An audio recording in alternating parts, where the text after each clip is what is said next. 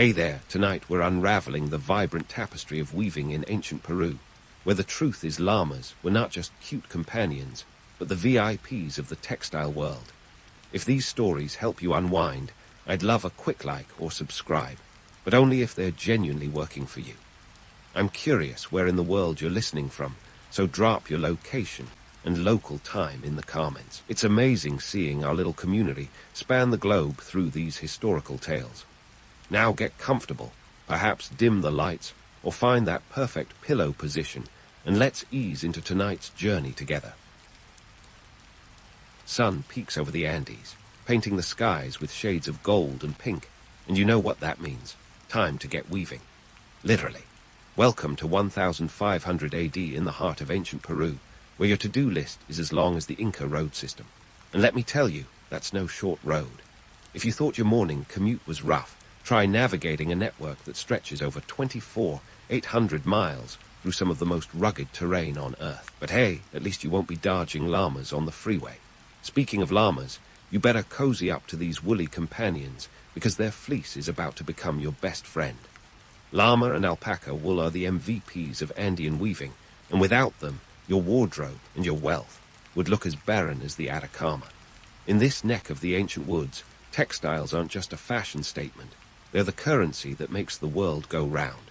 No Visa, MasterCard, or Bitcoin here. Just a fine piece of cloth that could buy you a house or a herd, depending on the weave. Now, before you get too starry-eyed about the romanticized vision of Incan weavers serenely crafting masterpieces on their backstrap looms, let's pull back the alpaca wool and see what's really going on. You see, weaving in ancient Peru isn't just a hobby. It's the backbone of society. It's the oil that keeps the social and economic engine running smoothly. Textiles serve as status symbols, tax payments, and offerings to the gods. You might think you're just making a tunic, but in reality, you're weaving the fabric of civilization. And don't let anyone fool you with tales of leisurely afternoons spent weaving in sun-dappled courtyards. This craft has a lineage that stretches back over 3,000 years, and it's as demanding as it is ancient. Your day starts with gathering and spinning fibers, a task that requires the kind of dexterity and patience that would make a modern-day knitter weep into their skein. Then, it's on to dyeing with vibrant colors sourced from plants, bugs, and minerals. No synthetic dyes here, just good old-fashioned elbow grease and a bit of Mother Nature's finest. As you work, you might hear the faint echoes of the past, stories whispered by the threads in your hands. The Incas were master weavers, sure, but they were also masters of symbolism. Each pattern and color carries a meaning, telling tales of lineage, power, and the cosmos. When you're weaving, you're not just creating a garment, you're crafting a narrative, a piece of history that's as rich as the hues you blend into your cloth. But let's cut through the loom threads and address the reality. While the idea of being a revered artisan sounds lovely, the actual work is grueling. It's a web of expectations and social obligations, where your craftsmanship is scrutinized, and your output can dictate your standing in the community. This is no side hustle. It's the full-time gig that feeds the empire. And if you think the pressure's off once the sun sets, think again. The moonlit hours are for tying up the day's loose ends, literally.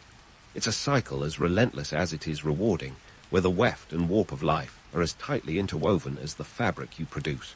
So, as you dive into your day of Andean weaving, remember, every thread you spin is a testament to thousands of years of tradition. Whether you're fashioning a humble belt or an elaborate tunic fit for an Inca noble, you're contributing to a legacy that's as intricate and enduring as the patterns you create.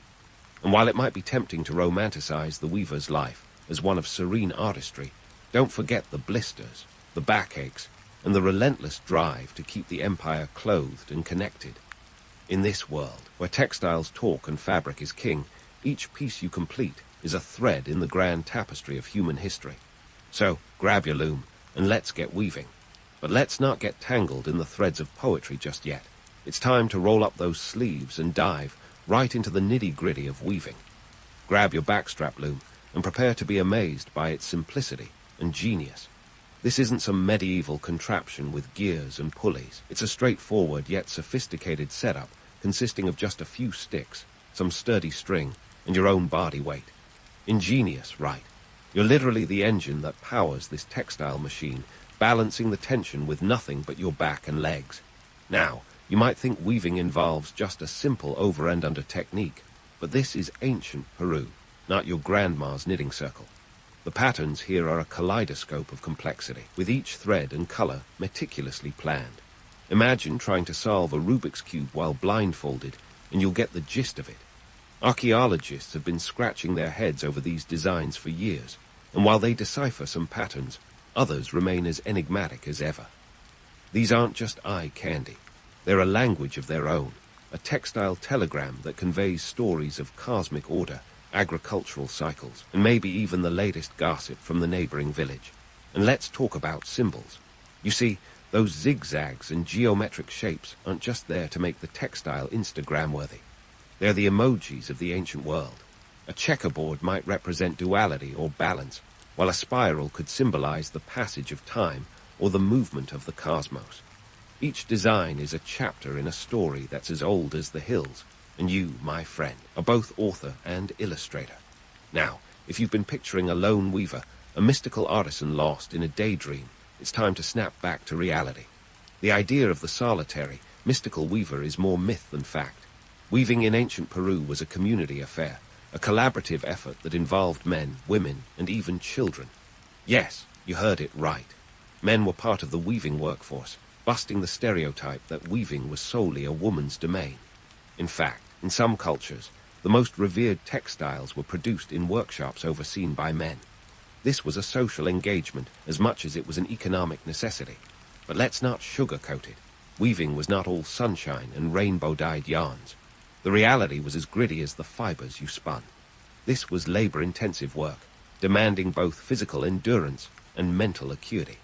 Imagine the pressure of knowing that the quality of your work could affect your social standing, or worse, result in a less than favorable position in the afterlife. Talk about stress. And while we're debunking myths, let's address the idea that ancient Peruvian weavers were just artisans living for the love of the craft. Sure, there was pride in their work, but let's not forget the economic stakes. Textiles were a currency, a way to pay taxes, secure alliances, and even appease the gods. Your skill with the loom could mean the difference between prosperity and poverty, between being a respected community member or a forgotten name. Not exactly the idyllic artistic retreat you might have imagined. As you continue to weave, the sun rises higher, casting long shadows that stretch like the history you're part of. Each strand you work with is a link in a chain that connects you to generations past. You're not just weaving cloth, you're weaving time, culture, and human experience. This isn't just a morning's work, it's a legacy in the making. And as you tie off the latest row, you realize that every thread you've added is a statement, a vibrant note in the symphony of history. So as you adjust your backstrap and prepare for another intricate pattern, remember that you're not just creating something beautiful, but crafting a story that's as powerful as any word written in stone. The loom may seem simple, but it's a tool of great complexity, a device that has shaped societies and bound communities together. And while the romantic allure of the ancient weaver persists, it's the hard, unyielding truth of their labor that truly defines them. Welcome to the loom of history, where every thread tells a tale, and every pattern is a piece of the grand narrative that is humanity. As you adjust your backstrap and prepare for another intricate pattern, the aroma of a traditional meal wafts through the air, signaling a well-earned pause. Ah, lunchtime in ancient Peru, a moment to rest those weaving fingers and fuel up with some chicha and maize. But don't get too relaxed. This isn't just about satisfying hunger. It's a social ritual, a chance to catch up on the latest village news, and let's face it, probably some gossip too. Weaving communities were as tightly knit, pun intended, as the textiles they produced, and meal breaks were a crucial part of maintaining that social fabric. Now, let's step back and look at the bigger picture, how weaving intersected with the political landscape of the time. You see, in the Incan Empire, textiles were more than just functional or decorative. They were political currency. The Incas didn't have a written language, so they turned to textiles to communicate power and status. A finely woven tunic could speak louder than a royal decree. In fact, the quality and quantity of textiles produced were so crucial that they were used to pay tribute to the Sapa Inca, the emperor himself. Imagine paying your taxes with a tapestry instead of a check. Sounds quaint, right? But miss your quota, and you'd find out just how tight the emperor's grip could be. And let's not forget the labor expectations. Weaving was no leisurely pastime. It was a compulsory task, a duty imposed on communities as part of the meter system, a kind of labor tax. Everyone had to contribute, and the stakes were high. The Incas expected a certain standard and quantity of output, and failure to meet these demands could lead to severe consequences. So while we like to imagine a harmonious weaving circle, the reality was more like a textile boot camp. Talk about pressure, but here's where it gets fascinating. The romantic notion of the idyllic weaving community. It's a myth that persists, fueled by images of serene artisans basking in the glow of communal creativity. But peel back those layers, and you'll see a different story. Yes, weaving fostered community ties, but it was also a source of tension. The need to meet quotas could strain relationships, and disputes over resources like yarn and dye were not uncommon. It was a delicate balance between cooperation and competition, a social dance as intricate as the patterns they created. And speaking of patterns, let's talk symbolism. Weaving wasn't just about aesthetics. It was a way to encode messages and stories. Each design was a narrative, a statement of identity and belief. But deciphering these textile tales wasn't straightforward. The motifs could convey complex ideas, from agricultural cycles to cosmic events. In a way, these textiles were like ancient podcasts, broadcasting stories across generations without uttering a single word. Now, let's tackle another myth, the notion that weaving was a purely egalitarian endeavor. Sure, everyone was involved, but not all weavers were equal. The most skilled artisans, known as éclats or chosen women, were selected from across the empire to live in special compounds where they produced the finest textiles. These women were revered for their skills, but their lives were far from free. They were bound by duty to the state, their talents serving the empire's needs above all else. And while we're myth-busting, let's address the idea of the Incan economy being a cashless utopia. True, there was no currency as we know it, but that doesn't mean it was a barter-based free-for-all. The economy was a complex system of reciprocity and redistribution, tightly controlled by the state. Textiles played a key role, acting as both medium and message in this economic dance. So while it might sound romantic to think of a world where cloth is king, the reality was an empire built on careful calculation and control. As you finish your meal and return to your loom, consider the weight of history in every thread you weave.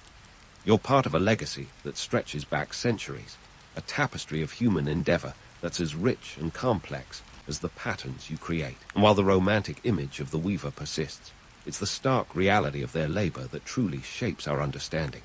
So next time you admire a piece of ancient Andean textile, remember the hands that crafted it, the stories woven into its fabric, and the empire it helped to build.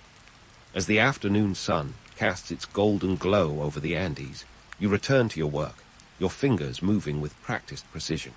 Each thread is a testament to human ingenuity, a reminder of the intricate dance between art and obligation.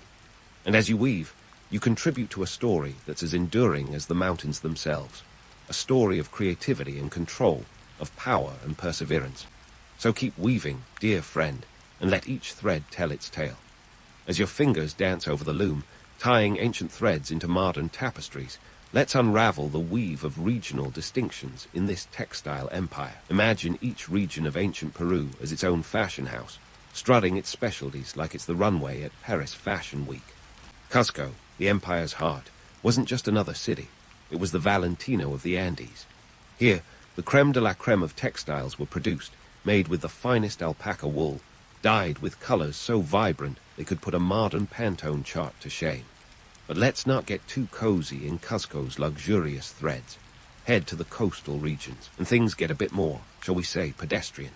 The coast was known for its utilitarian textiles, sturdy and practical, crafted from llama wool.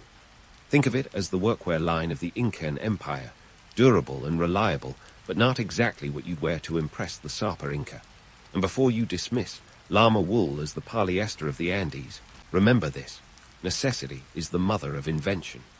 These were the textiles that clothed armies and caravans, the unsung heroes of everyday life. Now, let's talk about the trade routes that crisscrossed the empire like a giant game of pachisi. Textiles were the ultimate travelers, journeying thousands of miles along the famed Quhapac Nian, the Inca road system. This wasn't your average highway. It was more like the Silk Road of the New World, connecting distant regions and facilitating the flow of goods, ideas, and yes, textiles. Imagine your finely woven tunic taking a trip from the highlands to the Amazon basin, gaining new patterns and influences along the way. It was globalization before globalization was a thing. But here's the kicker. Not all textiles were created equal, and not all of them traveled first class. The finest pieces, crafted from alpaca wool and saturated with rich dyes, were reserved for the elite, the Incan 1%. Meanwhile, your average Joe, or should I say, average two-pack, may do with more modest fibers. It's a tale as old as time. The best goes to those at the top, leaving the rest to make do with what's left. Economic disparities were woven into the very fabric of society, as visible in the clothes people wore as in the roads they traveled. And don't let the romantic notion of egalitarian weaving fool you. While weaving was a communal activity, the fruits of that labor were distributed with a hierarchy that would make a corporate ladder look like a playground slide. The éclairs, or chosen women, were tasked with weaving the finest textiles, their work destined for the upper echelons of society. Meanwhile, the everyday weaver's output was more likely to end up in the hands of a foot soldier or a farmer. Talk about a textile caste system. Now, let's weave some myth-busting into this narrative. The idea that all weavers were part of a harmonious community singing cumbaya over their looms is a yarn spun by modern romantics. Sure, weaving created barns, but it also fostered competition and resentment.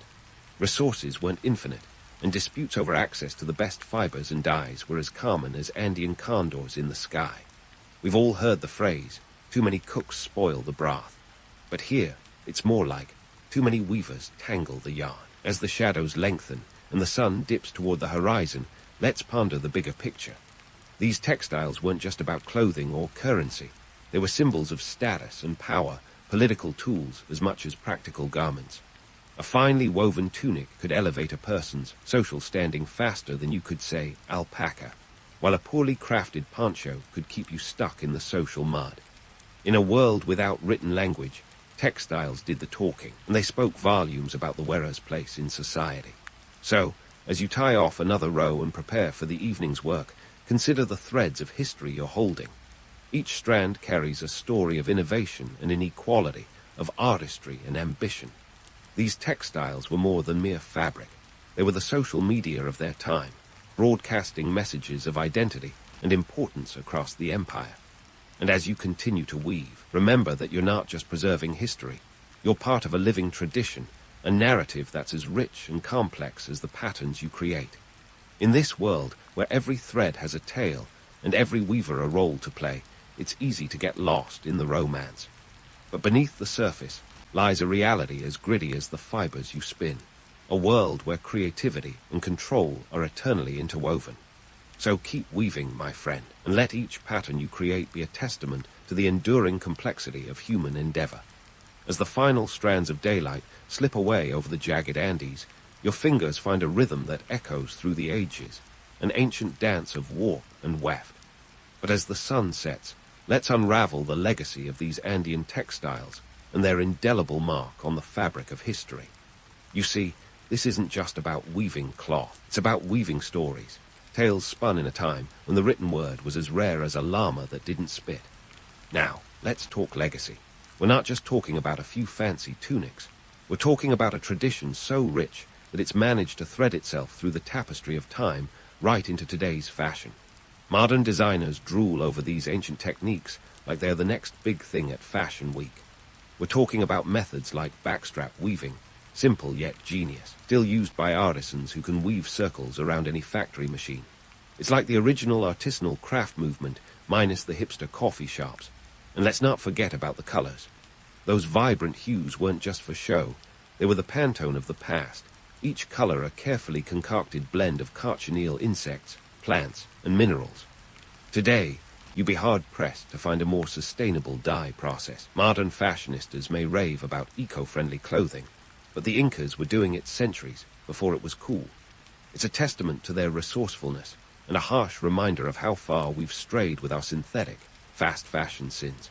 But before we get too lost in admiration, let's reel ourselves back in. The romanticized image of the Incan weaver, serenely crafting away in a sunlit courtyard, is about as realistic as finding a unicorn in Machu Picchu. It's easy to fall for the allure of the mystical artisan, but the reality was more sweatsharp than sanctuary.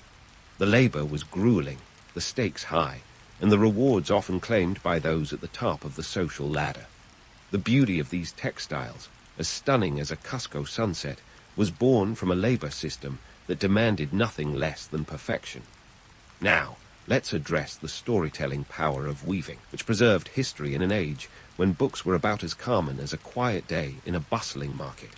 Each textile was a narrative, a visual saga that chronicled lineage, power, and cosmic beliefs. It was the spoken word woven into cloth, a medium that communicated across generations without a single syllable. In a way, these textiles were the original podcasts, broadcasting stories with every thread and hue. The perseverance of these textile traditions speaks volumes about human resilience and ingenuity. Even today, communities in the Andes continue to weave using methods that have been passed down like family heirlooms. It's a living legacy, a testament to cultural endurance that defies the odds in a world obsessed with the new and the now. And as we wrap up this narrative, let's give a respectful nod to the weavers whose hands shaped history. These artisans, often hidden behind the grandeur of their creations, deserve recognition not just for their skill, but for their role in an economic and cultural system that powered an empire. It's easy to lose sight of the labor behind the legend, but without those calloused hands, those dazzling textiles would be nothing more than threads in the wind. In the end, the story of Andean textiles is one of paradoxes where beauty and brutality, creativity and control, art and obligation coalesce into something greater than the sum of its parts. It's a reminder that history is as much about those who toil in relative obscurity as it is about those who bask in its glow. So, as you pack away your loom and prepare to rest, remember the weavers of ancient Peru, whose legacy is as enduring as the mountains that cradle their homeland. They may have lived in a world far removed from ours, but their threads continue to connect us, weaving tales that transcend time and space. So, dear friend, as you drift off to sleep, picture the vibrant patterns of Andean textiles swirling in your dreams, a colorful reminder that history is always with us, woven into the very fabric of our lives. Sleep well, knowing that the stories of those who came before us continue to inspire and challenge us, one thread at a time. In the late 19th century, Mexico was like a simmering stew of chaos, just waiting for someone to turn up the heat. And right there, in the heart of this culinary analogy, was the region of Morelos, a place known for its lush landscapes and, frankly, a lot of unhappy farmers. Enter Emiliano Zapata, a guy who wasn't exactly born with a silver spoon in his mouth, or any spoon, for that matter. The Zapata family was rooted in the rural village of Eniquilco, a place where the land was as much a part of daily life as the sun and the sky. The Zapatas weren't rolling in wealth. They were just part of the fabric of a community that understood the earth was both friend and foe. Young Emiliano, born on August 8, 1879, had a knack for getting into trouble, and not the kind that involved breaking curfews or stealing cookies. No, his mischief was of a more bold variety. Even as a child, he was known for his rebellious streak. Once, he reportedly let loose a herd of his neighbor's pigs just to see what would happen. Spoiler alert, chaos ensued, but this little act of defiance was just a preview of coming attractions. Zapata had a love for horses that was almost as legendary as his later revolutionary exploits. He could ride before he could walk, or so the story goes. While this sounds like one of those charming tales that get better with every retelling, the truth is, he was an accomplished horseman by his teens. This skill would later serve him well, as horses were to revolutionaries what Wi-Fi is to modern life, absolutely essential. The world Zapata was born into wasn't exactly a utopia. The Porfirio Diaz regime had a stranglehold on Mexico, and the so-called progress was mostly for the rich. Land was being gobbled up by the wealthy like popcorn at a movie theater, leaving the peasants with little more than dreams and dirt. Diaz wasn't just selling out to local elites. He was basically handing Mexico over to foreign investors with a smile and a handshake. This was a man who had been in power since 1876, barring a brief intermission, and he wasn't going anywhere. Unless, of course, someone like Zapata had anything to say about it. Zapata's father, Gabriel, was a mestizo farmer who instilled in his son the value of hard work and the importance of land, a lesson young Emiliano took to heart. The Zapatas were dedicated to their community, and Gabriel served as an elder in Eniquilco, a role that wasn't just about prestige but responsibility. The land was more than a livelihood. It was the essence of identity and survival, and it was slipping through their fingers, thanks to laws that favored hacendados and foreign investors over local farmers. The young Zapata witnessed firsthand the injustice that came with the concentration of land. By the time he was a teenager, he was already involved in local land disputes. It said that he could argue his case with the kind of eloquence that would make a seasoned lawyer weep. But of course, words only went so far when up against the iron-fisted Diaz regime. In 1909, at the ripe age of 30, Zapata was elected president of his village council. This wasn't just a ceremonial title, it was a call to action. The villagers needed someone who could speak truth to power, someone who could navigate the tangled mess of land rights and bring some semblance of justice. Zapata was their man. He was relentless in his pursuit of land reform, championing the rights of his fellow villagers like a knight in dusty armor. Now, let's debunk a myth or two. The romantic image of Zapata as a Robin Hood figure, galloping through the countryside, redistributing land with a flourish, is just that, a romantic image. The reality was far grittier. Land reform was a complex, often frustrating process, mired in bureaucracy and resistance from those who benefited from the status quo. But Zapata wasn't deterred. He was like a dog with a bone, refusing to let go until justice was served. As much as Zapata loved his horses, he didn't just ride into battle for the thrill of it. His was a calculated defiance, driven by the need to reclaim what was rightfully the people's. He wasn't the kind of guy to sit around and wait for change to happen. No, he was the kind of guy who made change happen, even if it meant ruffling a few feathers, or more accurately, toppling entire systems. This brings us to the thorny issue of land reform. In Morlos, the sugar plantations were expanding like an invasive species, consuming everything in their path. The wealthy hacendados were living the high life, while the peasants were left to scratch a living from the scraps. It was a tale as old as time, the rich getting richer, the poor getting poorer, and a young man named Zapata deciding enough was enough. Zapata's early life was a blend of tradition and rebellion. He honored the values his father taught him, but he wasn't afraid to challenge the injustices he saw. His story isn't just about one man's fight, it's about a community's struggle for dignity and equality. And while the myths may paint him as a lone ranger, the reality is that he was part of a larger movement, a collective effort to reclaim what was lost. The stage was set for revolution, and Zapata was ready for his cue. This wasn't just about land. It was about rights, respect, and reclaiming a voice that had been silenced for too long. The seeds of change were sown in the fertile fields of Morlos, nurtured by a young man who refused to be just another footnote in history. Emiliano Zapata was about to become a legend, but not in the sanitized, Hollywood sense. His was a story of grit, determination, and an unwavering belief in justice. And it all started in a small village, with a boy who loved horses and hated injustice. Just as Zapata was about to saddle up for the ride of his life, the political landscape of Mexico was unraveling faster than a cheap sweater. By 1910, Mexico's revolutionary stew was coming to a boil. Porfirio Diaz, the man who had turned governance into a personal hobby for over 3 decades, was finally facing some serious opposition. Enter Francisco I. Madero, a wealthy landowner with an unexpected penchant for democracy. Madero was like the plot twist nobody saw coming, a rich guy who wanted free elections. Shocking, right? The year 1910 marked the centennial of Mexico's independence, and it seemed like a good time for a sequel. While Diaz was busy celebrating his iron grip, Madero was out there whipping up support with his book, La Sucesión Presidential, in 1910. Which was essentially a manifesto with a call for political reform. Madero's words electrified the nation, giving hope to those who were tired of Diaz's autocratic reign. Zapata, ever the opportunist when it came to justice, quickly aligned himself with Madero's cause. After all, Madero's promises of land reform and fair elections were music to Zapata's ears, like a sweet mariachi tune on a warm summer evening. This wasn't just a nod of approval from Zapata. It was more like a strategic alliance. Zapata saw in Madero a means to an end, a way to achieve the land reforms he so desperately sought for his people. He wasn't naive, though.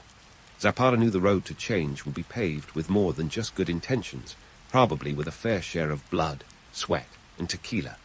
In November 1910, the revolution officially kicked off, and it was as chaotic as a piñata party gone wrong. Madero's call to arms, known as the Plan of San Luis Potosi, declared the Diaz presidency illegitimate and set the date of November 20 for the revolt to begin. Zapata didn't need a second invitation. He gathered his forces in Morlos, rallying the peasants with promises of land and justice, two things that had been as elusive as a winning lottery ticket. Zapata was no mere revolutionary foot soldier. He was a leader with a capital L. His charisma was undeniable, a magnetic force that drew people to him like moths to a flame. But it wasn't just charm that made Zapata effective. It was his strategic mind. He understood the terrain of Morlos like the back of his calloused hand, using it to outmaneuver government forces in ways that were as brilliant as they were audacious. The political landscape was a patchwork quilt of competing factions and shifting alliances. While Zapata was fighting the good fight in the south, figures like Pancho Villa were stirring things up in the north. Villa was the kind of guy who could rob a train and still get invited to dinner, a larger-than-life character whose antics often stole the spotlight. But where Villa was flashy, Zapata was focused. His vision was clear, land for those who worked it. Not a radical notion, but in a world where the rich hoarded land like dragons hoard gold, it was revolutionary. By 1911, the tide was turning. Diaz, realizing his grip on power was slipping faster than a greased pig, fled into exile in May. Madero rode into Mexico City like a conquering hero, and for a brief, shining moment, it seemed like the revolution had delivered on its promises. But reality, that perennial buzzkill, had other ideas. Madero's presidency was fraught with challenges, not least of which was keeping his revolutionary allies, like Zapata, happy. Zapata, ever the pragmatist, quickly grew disillusioned with Madero. It turned out that making promises was easier than keeping them, especially when those promises involved redistributing land. Madero's land reforms were about as effective as a chocolate teapot, leaving Zapata and his followers feeling betrayed. In November 1911, Zapata issued the Plan of Ayala, a manifesto that was part breakup letter, part battle cry. The Plan of Ayala was a scathing critique of Madero's failures and a bold statement of Zapata's intentions. It called for the immediate redistribution of land, which was to be taken from the hacendados and returned to those who worked it. Imagine a Robin Hood story, but with land deeds instead of gold. Zapata's plan was radical, sure, but it was rooted in the simple idea of fairness, a concept as old as time, but as rare as a unicorn in Diaz's Mexico. Zapata's challenge was clear: how to make this vision a reality in the face of opposition from just about everyone with a vested interest in the status quo. His strategy was as much about diplomacy as it was about warfare. Zapata knew he needed to win hearts and minds, a task that required not just rhetoric but real, tangible change. The Plan of Ayala wasn't just a document, it was a rallying cry, a call to arms for those who had been denied a voice for far too long.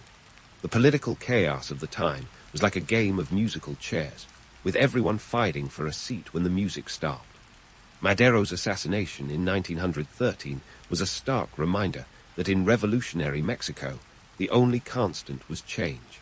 Yet through the turmoil, Zapata remained steadfast, his commitment to land reform unwavering. His was a vision of a Mexico where the land belonged to the people, not the plutocrats, a dream that resonated with the oppressed and terrified the elite. As the revolution dragged on, Zapata's forces, known as Zapatistas, became a symbol of resistance. They were a ragtag army with a cause, taking on government troops with a mix of guerrilla tactics and sheer determination. Zapata wasn't just leading a military campaign. He was spearheading a social movement. His charisma was such that even those who didn't own a plot of land found themselves drawn to his cause. But let's not romanticize the struggle too much. The revolution was brutal, with losses on all sides. For every victory, there was a cost, and for every step forward, there seemed to be 2 steps back. Zapata's fight was as much about survival as it was about ideology. navigating a landscape that was as treacherous as it was transformative. Zapata's leadership during the revolution showcased not just his strategic brilliance, but also his deep understanding of human nature. He knew that people weren't just motivated by lofty ideals. They were driven by the need for food, shelter, and dignity. By focusing on land reform, Zapata was addressing these fundamental needs, offering a tangible vision of a better future. The Plan of Ayala became the cornerstone of Zapata's revolutionary philosophy, a document that would outlast him and continue to inspire future generations. It was a manifesto not just for land reform, but for social justice, a declaration that the status quo was no longer acceptable. In a world where promises were often as empty as a politician's smile, Zapata's vision was refreshingly concrete. As the revolution continued, Zapata's reputation grew, not just as a military leader, but as a symbol of hope. His story wasn't just about the past. It was a beacon for the future, a reminder that change was possible even in the face of overwhelming odds. The seeds he planted in Morlos were taking root, spreading across a nation hungry for justice. So, as the dust settled on the first phase of the Mexican Revolution, one thing was clear. Emiliano Zapata was no longer just a local leader from Morlos. He was a revolutionary icon, a champion of the people whose legacy would endure long after the guns fell silent. And though his story was far from over, the foundations he laid would shape the course of Mexican history for decades to come. With Zapata firmly entrenched as a revolutionary icon, let's pivot to the battlefield, where his guerrilla tactics became the stuff of legends and Hollywood scripts. But hold your horses, or in this case, your revolutionary steeds, because the truth is far from the cinematic portrayal of Zapata as a lone wolf orchestrating ambushes with a smirk and a sombrero. Zapata's strategies were anything but reckless. His approach to warfare was as much about brains as it was about brawn. Think of him as the original, strategic minimalist. His guerrilla warfare was less about grandiose battles and more about tactical precision, an approach that was as pragmatic as it was effective. It wasn't just about charging into a fight. It was about knowing when to hit, when to retreat, and when to lay low. This wasn't romanticized heroism. It was survival, plain and simple.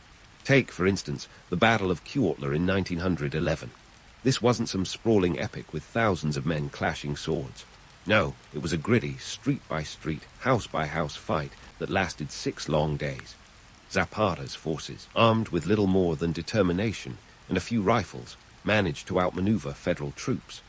The key was mobility, knowing the terrain like the back of their hands, using the lush Morlos landscape to their advantage. The Zapatistas were like ghosts in the jungle, appearing out of nowhere, striking hard, and disappearing before the smoke cleared. Not exactly the stuff of romantic ballads, but undeniably effective. But let's not pretend Zapata was some lone gunslinger in this dusty drama. His relationships with other revolutionary leaders were as tangled as a bowl of spaghetti. Enter Pancho Villa, the man who could rob a train with one hand and charm a lady with the other. Villa, operating mostly in the north, was Zapata's occasional ally and part-time rival. Together, they were like the original odd couple of revolution. Villa, the flamboyant bandit with a penchant for theatrics, and Zapata, the stoic farmer warrior whose charisma was in his unflinching dedication to his cause. Their alliance was forged at the Convention of Aguascalientes in 1914, a gathering that was supposed to unify the revolutionary factions, but instead turned into something of a revolutionary reality show. Zapata and Villa found common ground in their distrust of Venustiano Carranza, another major player in the revolution who was as slippery as an eel in a barrel of oil.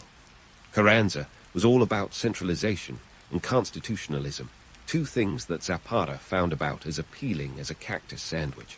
Carranza's relationship with Zapata was more of a cold war than a collaboration. Where Zapata wanted tangible reforms, Carranza was more interested in consolidating power. In 1950, Carranza was recognized by the United States as the de facto leader of Mexico, a move that left Zapata and Villa feeling like they'd been left out of a poker game where the stakes were their country's future.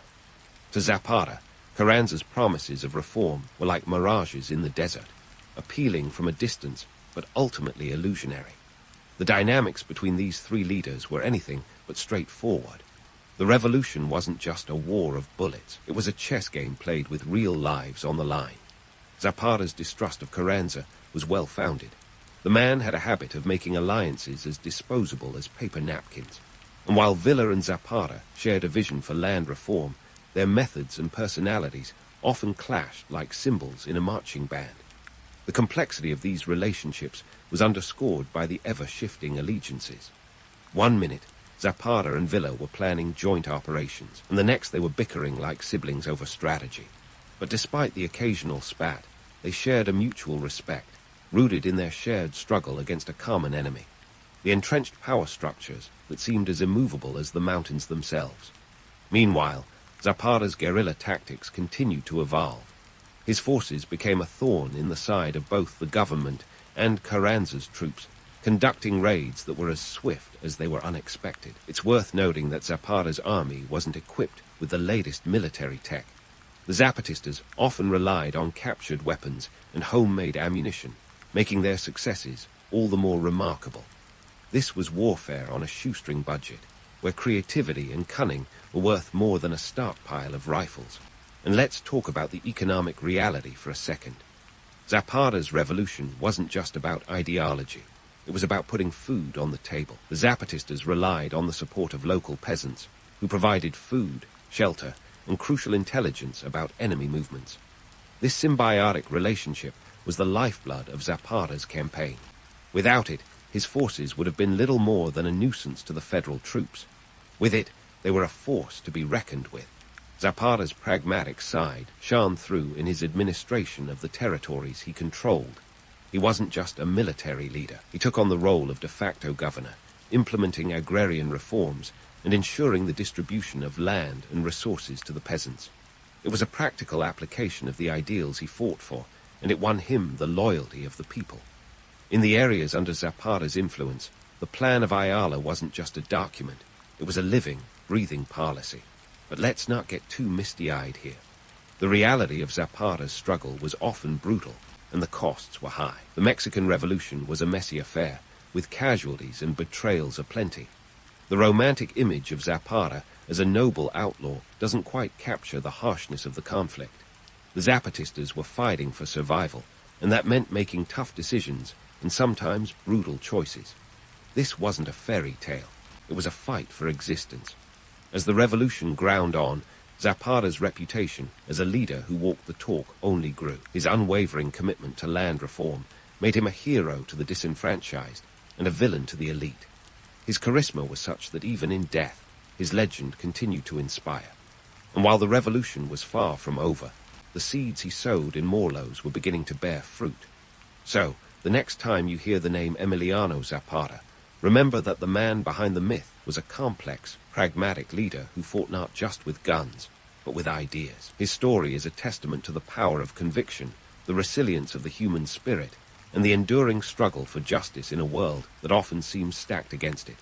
As for Zapata, his legacy would continue to echo through the corridors of history, a reminder that sometimes the smallest voices can make the biggest difference.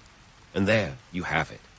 Zapata, the revolutionary icon, wasn't just tilting at windmills. He was reimagining a nation. The story isn't over, though. We've got more ground to cover, more myths to bust, and more history to unravel. Stay tuned, because the saga of Emiliano Zapata is a tale that keeps on giving. As the dust settled on the battlefield and the echoes of gunfire faded, the real revolution began. The one fought not with rifles, but with reforms. Emiliano Zapata's vision for Mexico was taking root in the very soil that had sparked his rebellion. The land, once hoarded by the hacendados like a dragon's treasure, was now slowly being returned to the peasants, the very lifeblood of Morlos. But hold your applause. This wasn't a fairy tale ending where everyone rides off into the sunset on unicorns. Nope, this was a gritty, dirt-under-the-fingernails kind of change, and it wasn't without its thorns. Let's talk numbers, shall we? At the height of Zapata's influence, his policies impacted around 800,000 hectares of land across Morlos and neighboring states. That's over 1 million football fields, for those keeping score at home. The Plan of Ayala wasn't just a manifesto. It was a blueprint for land redistribution, and Zapata's followers took it seriously. They seized estates, divided them, and handed them over to those who worked them. Peasants who had once toiled on someone else's land now found themselves holding the deeds to their own plots. It's like winning the lottery, except with a lot more sweat and a lot less cash. But let's not get carried away with romantic notions of idyllic farms and happy peasants ploughing their newfound fields. The reality was a bit more, shall we say, earthy. The transition wasn't smooth. Many of the lands were in poor condition, thanks to years of neglect by absentee landlords. And for the peasants, the skills required to manage an estate were different from those needed to work it. Imagine being handed the keys to a Ferrari when you've only ever driven a bicycle. Exciting, sure, but also terrifying. The economic impact of Zapata's reforms was as complex as a soap opera plot. On one hand, peasant families finally had security and a stake in the land they worked. This wasn't just a sentimental victory, it was an economic lifeline. On the other hand, the upheaval in land ownership caused headaches for anyone trying to maintain a stable economy. Local markets fluctuated like a yo-yo as new landowners struggled to maximize productivity. Agricultural output initially took a hit, and the redistribution of land often led to disputes as clear-cut as a foggy morning. But here's the kicker. The social impact of Zapata's revolution was just as significant as the economic one. For the first time, peasants had a voice, a real say in their own futures. The revolution didn't just redistribute land, it redistributed power. And that, my friends, is worth more than 1,000 harvests. Zapata's reforms sparked social mobility and the emergence of a more equitable society in Morelos and beyond, an upheaval that shook the very foundations of the old order. Yet, in the midst of all this, the Zapatistas had to keep the revolution alive, and that meant making some harsh calls. War is expensive, and ideals, unfortunately, don't pay the bills. Zapata had to make deals, sometimes with devils in disguise, to keep his movement funded. This often meant taxing local businesses and commandeering resources, a reality that wasn't exactly popular among those footing the bill. But hey, revolution is messy, and sometimes you have to rob Peter to pay Paul, or in this case, the soldiers who kept your revolution from becoming yesterday's news. Zapata's leadership was far from the clean, heroic narrative that Hollywood loves. It involved making decisions that would leave even the most stoic leader with a few more gray hairs. His forces had to maintain discipline, no easy task when your army is made up of farmers-turned-soldiers who missed their families and fields. There were incidents of looting and retribution against those who opposed them, actions that painted a less-than-rosy picture of the Zapatista forces. The contradictions were as glaring as a neon sign in the desert, but they were part of the reality of revolution. And then there were the external pressures. Zapata wasn't just fighting a war on the home front. He was also up against the shifting sands of international politics. The United States, for example, had its own interests in Mexico, and its support could be as fickle as a cat's affections. Washington's recognition of Carranza as Mexico's legitimate leader was like pouring salt on an open wound for Zapata. It meant that, despite his successes, he was still seen as the underdog in a high-stakes game. Meanwhile, the romanticized image of Zapata as a dashing Robin Hood persisted, even as the reality was more complex. He was a man of contradictions, fierce yet compassionate, a warrior who longed for peace. His charisma wasn't just about charm. It was about conviction, a belief in a cause that was as unwavering as the sun rising over the Morelos hills. Yet he was also pragmatic, knowing that ideals had to be tempered with reality to survive. The revolution brought changes, no doubt, but it also brought challenges. Zapata's legacy was one of hope, but also of hard truths. His story reminds us that while revolutions can ignite change, they often leave behind a trail of unintended consequences. In the quest for justice, the lines between right and wrong can blur like watercolors in the rain. As the revolution continued, the impact of Zapata's reforms echoed across Mexico. His fight wasn't just for land. It was for dignity, for the right to a voice, and for a future that wasn't dictated by the whims of the elite. His movement was a spark in the darkness, a reminder that even the smallest ember can ignite a blaze. So, as we pause at this juncture in Zapata's tale, remember that the man behind the myth was more than just a figure on a horse with a big hat and a bigger smile. He was a leader who faced the harsh realities of his time with grit and determination. And while his journey was far from over, the seeds he planted were taking root, growing into the promise of a brighter tomorrow. Stay tuned as we delve deeper into the saga of Emiliano Zapata, where the stakes get higher, the challenges greater, and the story even more compelling. Because in the world of history, there's always another chapter waiting to be told. And speaking of chapters waiting to be told, let's dive into the legacy of Emiliano Zapata, the man, the myth, the mustache. Zapata's influence didn't just wither away like last week's leftovers. It lingered, permeating the very fabric of Mexican society. His vision of land reform was like a pebble dropped into a pond, creating ripples that spread far beyond his lifetime. But let's not get all misty-eyed just yet. There's some serious myth-busting to do here. First off, let's get to the heart of Zapata's legacy, land reform. The revolution planted the seeds, but it was the post-revolutionary governments that had to figure out how to make those seeds grow. In 1917, Mexico adopted a new constitution, and Article 27 was a direct nod to Zapata's ideals. This article was the legal backbone for land redistribution, asserting that land, water, and natural resources belonged to the nation. It was the kind of legalese that would make a lawyer swoon, but for the peasants, it was a lifeline, a promise that the land would be returned to those who worked it. The 1930s saw President Lázaro Cárdenas take up Zapata's mantle with gusto. Cárdenas wasn't just paying lip service to the idea of reform. He was rolling up his sleeves and getting to work. He implemented a massive land redistribution program, giving out approximately 18 million hectares to nearly 1 million peasant families. That's about the size of Alabama. Folks, no small feat. Cárdenas was like the Robin Hood of the 20th century, except with a bureaucracy instead of a bow and arrow. But here's the catch, because there's always a catch. While Cárdenas made significant strides, the process wasn't perfect. Many of the redistributed lands were communal, which meant they were managed by ejidos, local farming communities. It was a step forward, sure, but it also came with its own set of challenges. The ejidos often lacked the resources, infrastructure, and know-how to make the most of their land. It was like handing someone a treasure map, but forgetting to give them a compass. There was progress, no doubt, but it was a bumpy road paved with good intentions and bureaucratic red tape. So, why does Zapata still loom large in the Mexican psyche? Well, for one, he became a symbol of justice, a rebellious spirit that refused to be tamed. His image, with that iconic mustache and sombrero, adorns everything from murals to rebellious t-shirts. The man who rode on horseback through the dusty plains of Morlos became an icon of resistance, a champion for the downtrodden. In a world where heroes are often as rare as a snowball in the Sahara, Zapata became a beacon of hope.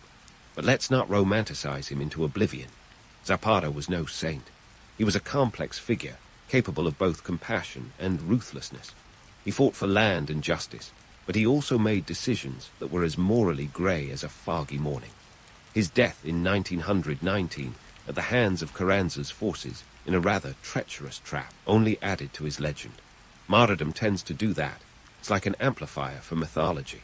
The thing with legends is that they have a way of glossing over the gritty details. Zapata's story is often painted in broad, heroic strokes, but the reality was far more nuanced. He was a man driven by a vision, yes, but he was also navigating a landscape filled with political landmines and shifting loyalties. His legacy is a testament to the power of ideals, but it also serves as a reminder that change is rarely clean or easy. And let's not forget the cultural impact.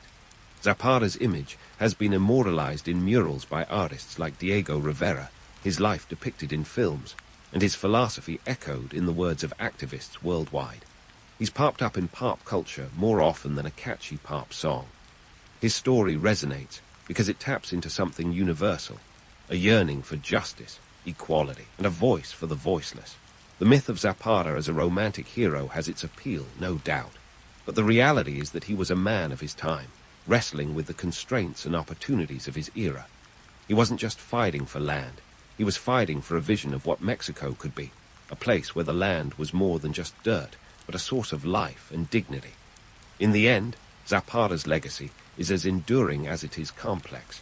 He remains a symbol of rebellion, testament to the power of conviction in the face of adversity. His story is a reminder that while revolutions can topple regimes, the real work is often in the rebuilding. It's a tale of grit, determination, and an unwavering belief in justice. A reminder that change is possible, even when the odds are stacked higher than a mountain range. So, as we wrap up this journey through the life and legacy of Emiliano Zapata, let's take a moment to appreciate the man behind the myth. He was a revolutionary, yes, but also a visionary who dared to dream of a better future. His story isn't just a chapter in a history book. It's a living narrative that continues to inspire those who dare to challenge the status quo. And there you have it, Zapata's legacy, as vast and enduring as the Morlos Plains. A tale of rebellion and reform, myth and reality, and the enduring power of a single voice in the tumultuous symphony of history. Here's to Emiliano Zapata, the man who became a legend, and the legend that continues to shape a nation. So here's the deal. You've just woken up in the Tudor court, and you're already in a world of trouble. The sun's barely up, and you're greeted by a scent cocktail of sweat, chamber parts, and maybe a whiff of rose water if you're lucky. But don't get too excited about that rose water. It's more like a desperate attempt to mask the reality than a genuine fragrance choice. Welcome to the 16th century, where the glamour is all smoke and mirrors, or in this case, musk and mildew. Let's talk breakfast, shall we? Or the lack thereof, because a hearty morning meal is not exactly on the Tudor agenda. Unless you're a noble with a title longer than your arm, you're not biting into bacon and eggs. For most of the court, breakfast is a non-existent affair. The Tudors believed too much morning food was a gateway to laziness. Of course, for the upper crust, a bit of bread and ale might be on the menu. Yes, ale for breakfast. It's not that they were all aspiring to be medieval rock stars. It was just safer to drink than water. Remember, this was London long before sanitation was a thing. But if you're a commoner, well, hope you like fasting. And now, personal grooming, brace yourself. Soap's not really a thing here, at least not the kind you'd want near your skin.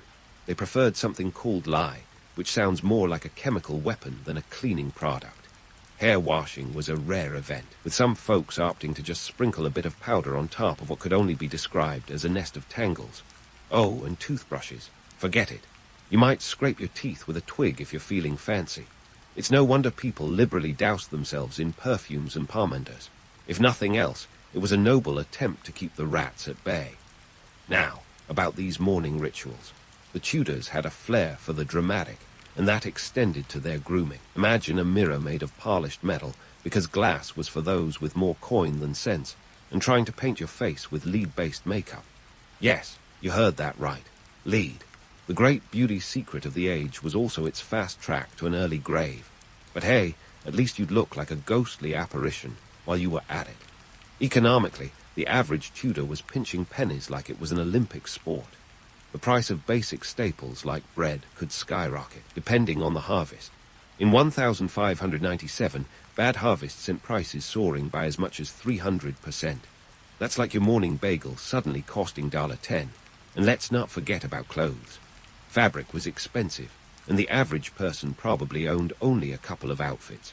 The rich splurged on elaborate garments, but they were also into the whole, wear it till it rots philosophy, because why waste good silk? Now, don't be fooled by those period dramas with their lavish feasts and sparkling cleanliness. The Tudor court was a bustling, grimy hub of intrigue and odour. And while we love to romanticize the era with Henry Roman VIII's 6 wives and Elizabeth I's Virgin Queen narrative, the reality was more about surviving the stench and avoiding the plague. It's the historical version of the Hunger Games, with less bow and arrow and more broken chamber parts. The charm of the Tudor court lies in its contradictions. Grand feasts, but with the threat of starvation, dazzling costumes that hide unwashed bodies, and courtly love affairs that could end in a beheading. It was a time where appearances were everything, but what lurked beneath was often less than pleasant. So as you try to navigate this peculiar world, remember, stay away from the lead makeup, don't drink the water, and if someone offers you a rose, it's probably not just for the scent. So while you're busy dodging lead makeup and questionable water, let's waltz into the next circle of Tudor challenges, the cutthroat world of courtly etiquette. Spoiler alert, it's a minefield of manners where one wrong curtsy could land you in hot water faster than a tea bag. Welcome to the realm where a bow isn't just a bow. It's a statement, a negotiation, and an art form all rolled into one. First off, let's talk about those bows and curtsies. In the Tudor court, your bow was your business card, your Instagram bio, and your LinkedIn profile all at once. The depth of your bow indicated your rank and respect for the person you were greeting. Too shallow a bow to someone of higher status, and you might as well have just insulted their entire lineage. Too deep, and you risked looking like a groveling fool. It was a delicate dance, much like navigating modern office politics, but with more potential for public humiliation. Now, if you think the social ladder today is tricky, Tudor England was like a game of snakes and ladders played with live vipers. The court hierarchy was as rigid as Henry Roman VIII waistline. At the top, you had the king or queen, obviously. Below them were the high-ranking nobles, dukes, and earls who had titles as long as their banquet tables. Then came the knights and lesser nobility, followed by the gentry, landowners without titles. And finally, the court was peppered with various servants, from the master of the revels to, well, someone who probably had to clean up after the revels. Understanding where you fit in this social pecking order was crucial. It wasn't just about knowing who to bow to. It was about knowing who you could casually insult over a game of cards and who could send you to the Tower of London with a mere whisper. The court was a place where alliances were forged and broken faster than a Tinder date gone wrong. Every conversation was a potential chess move, and every misstep could cost you dearly. Navigating this social maze required more than just an ability to bow at the right angle. You needed to understand the power dynamics at play. Take the infamous Thomas Cromwell, for example. Rising from modest beginnings to become King Henry Roman VIII chief minister, Cromwell was a master of the court's complex social chess game. He knew how to play his cards right, until he didn't, eventually losing his head, both figuratively and literally. His story is a textbook case of the high stakes involved in Tudor court life. Maintaining appearances at court was a full-time job, and a costly one at that. Imagine your social media feed dictating your wardrobe and your bank account all at once. Clothing was a major status symbol, with the price of a single outfit sometimes costing as much as a year's wages for a common worker. A fine silk doublet could set you back 20 shillings, a princely sum when you consider that a skilled craftsman might earn just 8 pence a day. And let's not even get started on the cost of those elaborate ruffs and jewels. It was the 16th century equivalent of driving a flashy sports car while living in a studio apartment. But it wasn't just about the clothes. The logistics of maintaining your standing at court involved managing a small army of servants, each with their own specialized tasks. From the gentleman of the bedchamber to the humble scullery maid, every role was crucial in keeping the machine running smoothly. These were the unsung heroes of the Tudor court, ensuring that their masters could continue their elaborate social dance without missing a step. The court also thrived on a currency of favors and patronage. In a world without LinkedIn recommendations, getting ahead often depended on finding the right patron to sing your praises. This was a time when a well-placed compliment or a strategic marriage could open doors faster than you could say, "Your Grace." On the flip side, a falling out with a powerful figure could slam those doors shut with a resounding thud. So, while the romanticized image of the Tudor court might conjure visions of gallant knights and elegant ladies, the reality was more akin to a high-stakes poker game.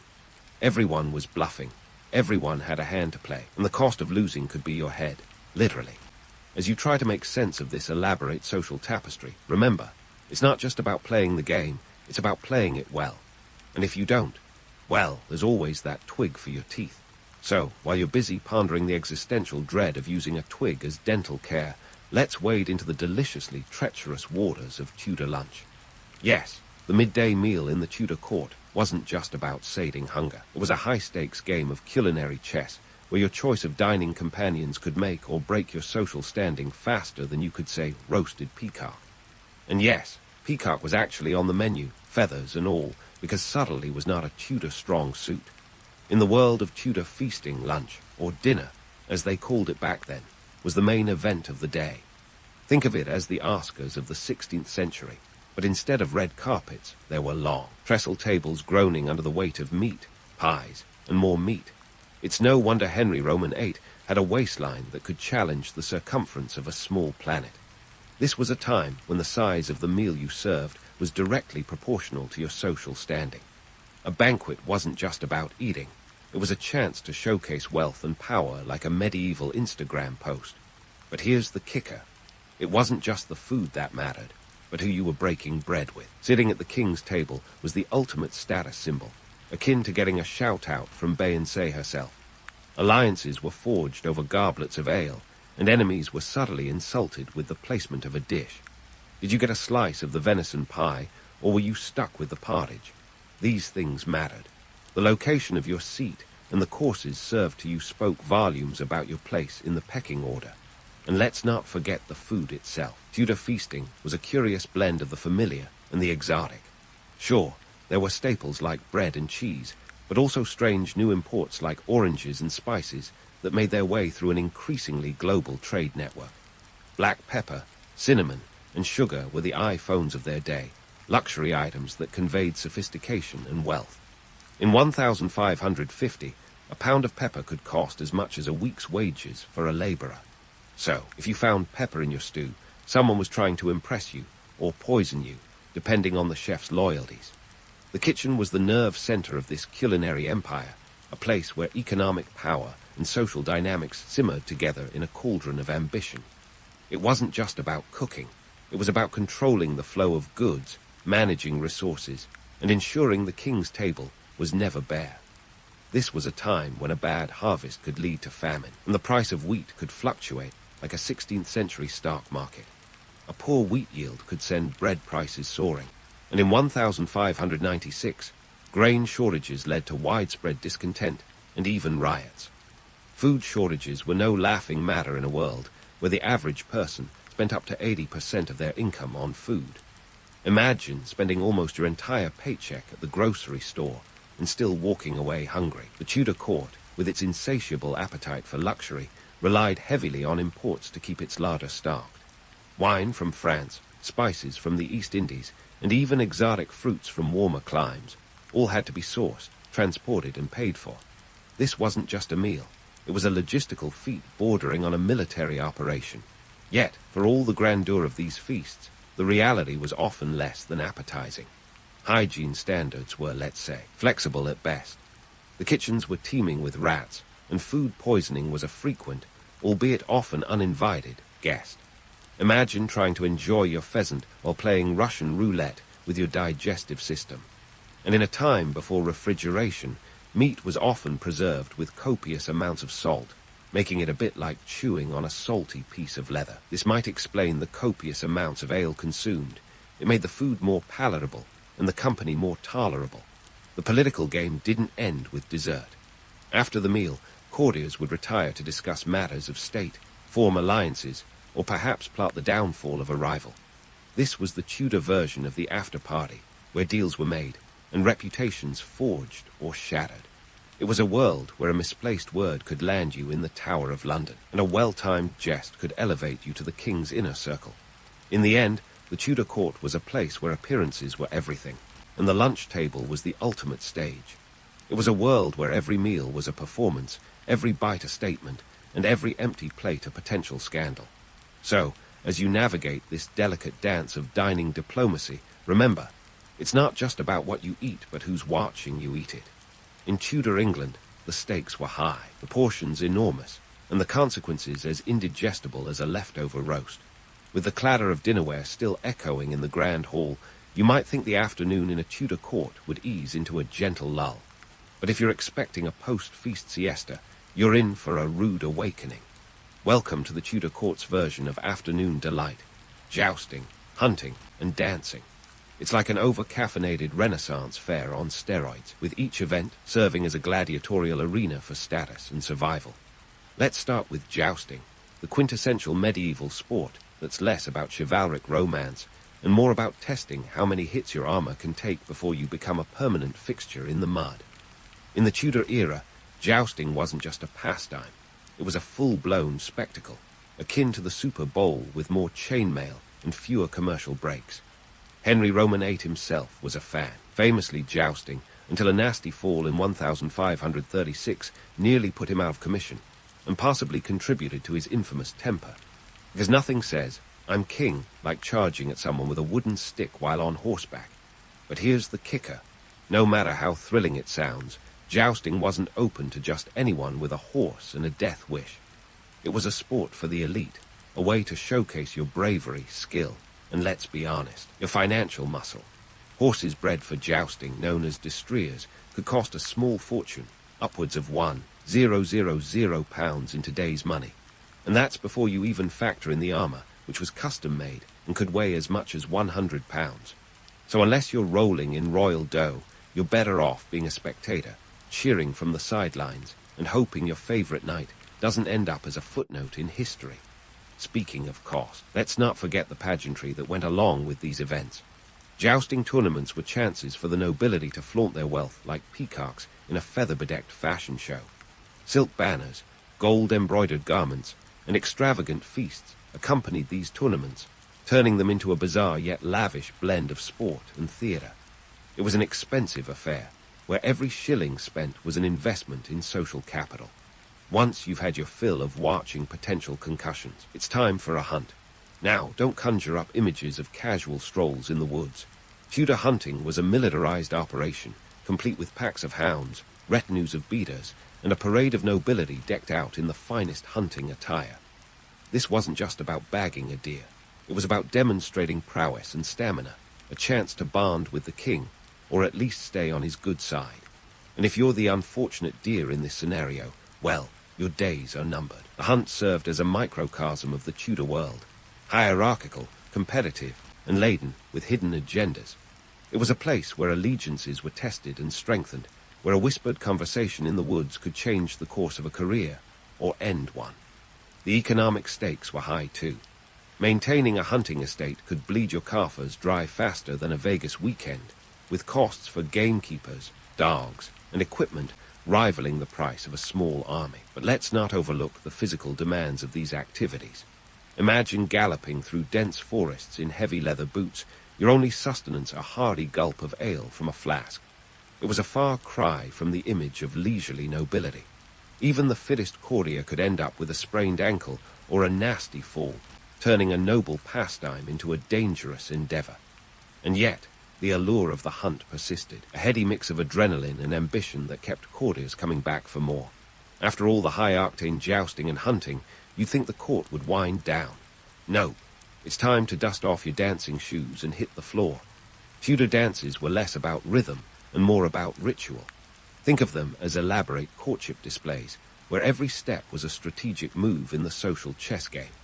The dances themselves, like the stately pavane or the lively galliard, were intricate affairs requiring precision and grace, qualities that could help you waltz your way into the favor of the powerful.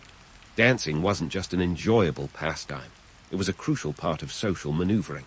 A misplaced step or a clumsy partner could tarnish your reputation faster than you could say scandal. And the cost of keeping up appearances didn't stop at the dance floor. The clothes required for these events were enough to make your wallet weep. A doublet for dancing could cost upwards of 10 shillings, and that's before you add the cost of silk hose and bejeweled accessories. Dancing was an art form where financial and social capital were as necessary as a sense of rhythm. Now, let's debunk the myth of the Tudor court as a non-stop party. While it had its share of revelry, the entertainment was a thin veil over the relentless political maneuvering. Each activity, whether it was a joust, hunt, or dance, was an opportunity to ascend the social ladder, a chance to curry favor or subtly undermine a rival. It was like a game of three-dimensional chess played with real lives, in a world where a misstep could cost you more than just embarrassment. As the sun begins to set over the court, you're left with a sense of awe and exhaustion. The Tudor afternoon wasn't just a series of leisure activities.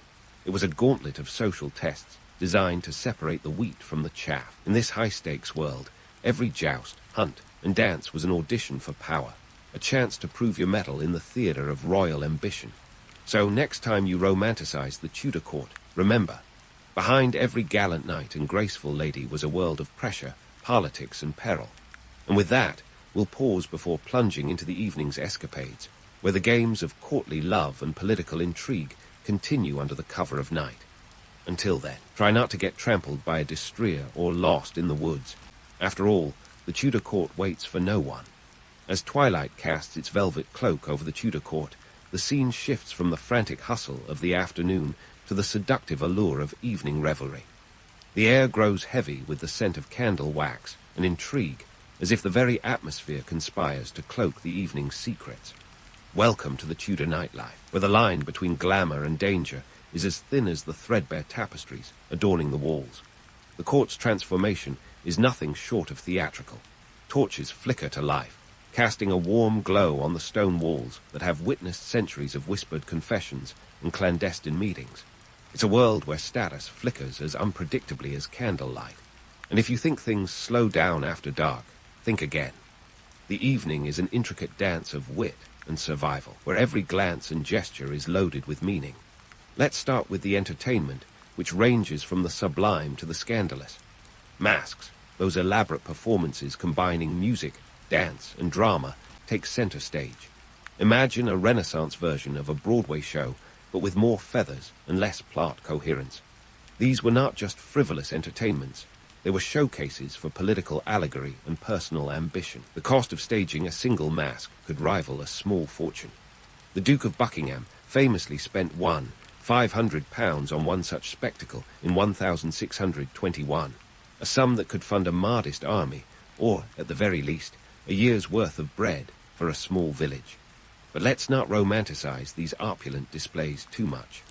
Behind the gilded masks and silk costumes lay a web of political maneuvering. Each performance was an opportunity to curry favor or subtly undermine a rival. It was like a Shakespearean play within a play, where the real drama unfolded behind the scenes. And if you found yourself cast in a less than flattering role, well, that was as good as a public execution in terms of social standing. Beyond the masks, the evening offers a buffet of social pitfalls disguised as merriment. Gambling is rampant, with card games and dice providing a veneer of excitement over the grim reality of financial ruin. The stakes are high, not just in terms of money, but reputation. A single night's losses could plunge you into debt, fuel for the court's ever-churning rumor mill. It's a financial tightrope walk where the currency is not just coin, but trust, both of which can disappear faster than you can say, checkmate. Alcohol flows as freely as gossip, lubricating conversations and loosening lips. The preferred poison, mead, wine, and ale, each capable of dulling the senses and sharpening tongues. It's a precarious balance between indulgence and discretion, where one too many cups can lead to a slip of the tongue that could cost you dearly. In a world where surveillance is as constant as the moon's glow, even the walls have ears, and possibly a few hidden daggers.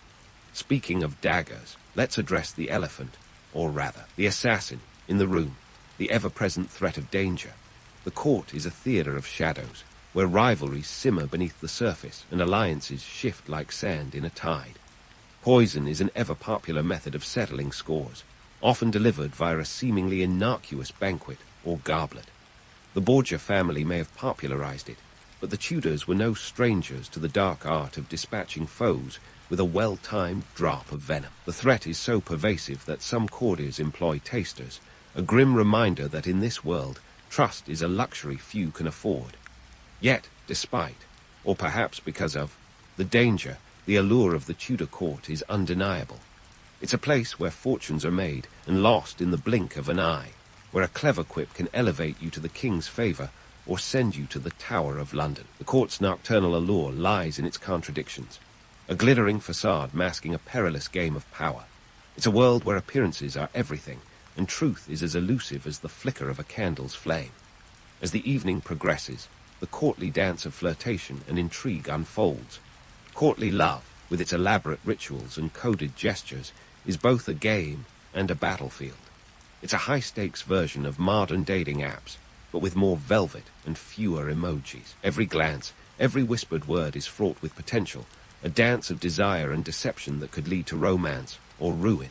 The stakes are higher than a teenager's heart rate at prom, but the rewards, if navigated carefully, are immense. But let's debunk the myth of courtly love as a pure and noble pursuit. In reality, it was often a strategic maneuver, a way to forge alliances or gain favor. Marriages were rarely about love. They were business transactions with the emotional warmth of a corporate merger. The court was a stage, and everyone was performing, their lives dictated by scripts written in ink and blood. As the night deepens, the court's true nature is laid bare. This is a place where the past is constantly present, where history is written in the fleeting moments of candlelit encounters. It's a world where the legends of kings and queens are forged, not in daylight, but in the shadows of the evening. And as you reflect on this day's lessons, from the economic realities to the myths that endure, you realize that the Tudor court is as much about what isn't said as what is. So, what have we learned from our jaunt through Tudor time? That the court was a place of contradiction, where the opulence masked hardship, and every luxury came with strings attached. The economic underpinnings of court life were as complex as the social hierarchies, where wealth and power dictated the course of lives. And while we love to romanticize this era with its pageantry and drama, the reality was often grim and gritty. Yet, for all its flaws and follies, the Tudor court remains endlessly fascinating, a testament to human ambition and resilience. It's a reminder that history is not just a series of dates and events, but a tapestry of stories woven from the threads of human experience. The legends of the Tudors endure not because they were perfect, but because they were profoundly, gloriously human. As you bid farewell to this vibrant, volatile world, remember, history is not just about what was, but what we choose to remember. The Tudor court, with its blend of danger and glamour, offers a mirror to our own time, a reflection of the timeless dance between power and peril, a reminder that even in the darkest of times, there is light. So, next time you think about the Tudors, don't just see the crown and the court. See the people behind the masks, living, scheming, and dreaming by candlelight. You find yourself standing in the misty, verdant landscapes of ancient Celtic lands. The air is thick with mystery, or so it seems. But let's toss aside the romanticized fog and look at what's really going on. You're a Druid, a member of the priestly class, and contrary to popular belief, you're not just some robed figure muttering incantations under a full moon. Your life is a complex tapestry of influence and practicality, all woven together without the aid of written records. That's right, no scrolls, no ancient tomes. You're a walking library of knowledge. How do you keep everything straight in your head? Well, memorization is your bread and butter. In fact, it's estimated that it could take up to 20 years of training to become a full-fledged Druid. Think of it as a PhD, but without the student loans or the luxury of taking notes. Your education covers a broad curriculum: law, history, poetry, and most importantly, the natural world. You're not just dabbling in tree-hugging. You're a human Google Maps with a side of meteorology thrown in. Your understanding of nature and the stars gives you the edge in predicting seasonal changes, which, believe me, is a big deal when your survival depends on agriculture. Speaking of influence, you wield it like a champ. In a society without a centralized government, Druids hold sway over social and political matters. You're the one who settles disputes, not by swinging a sword, but by wielding your words. And let's not ignore the economic aspect. Your knowledge of the natural world isn't just for show. It's crucial in guiding communities through agricultural decisions. You're like an ancient investment advisor. If you say the crops will fail, people listen, and not just because you're wearing a fancy robe. They listen because you've proven yourself time and again to be the go-to person for surviving the whims of Mother Nature. Now, let's dismantle the myth of the Druid as a mystical enigma. Sure, you've got a certain allure. Who doesn't love a bit of mystery? But you're also the ancient equivalent of a busy executive. Your daily life involves more than chanting and gazing at the stars. You're holding court, quite literally, as you mediate conflicts and offer counsel to tribal leaders. And let's be real, you're not doing this out of pure altruism. Druids are exempt from warfare and don't pay taxes, which is a pretty sweet deal in any era.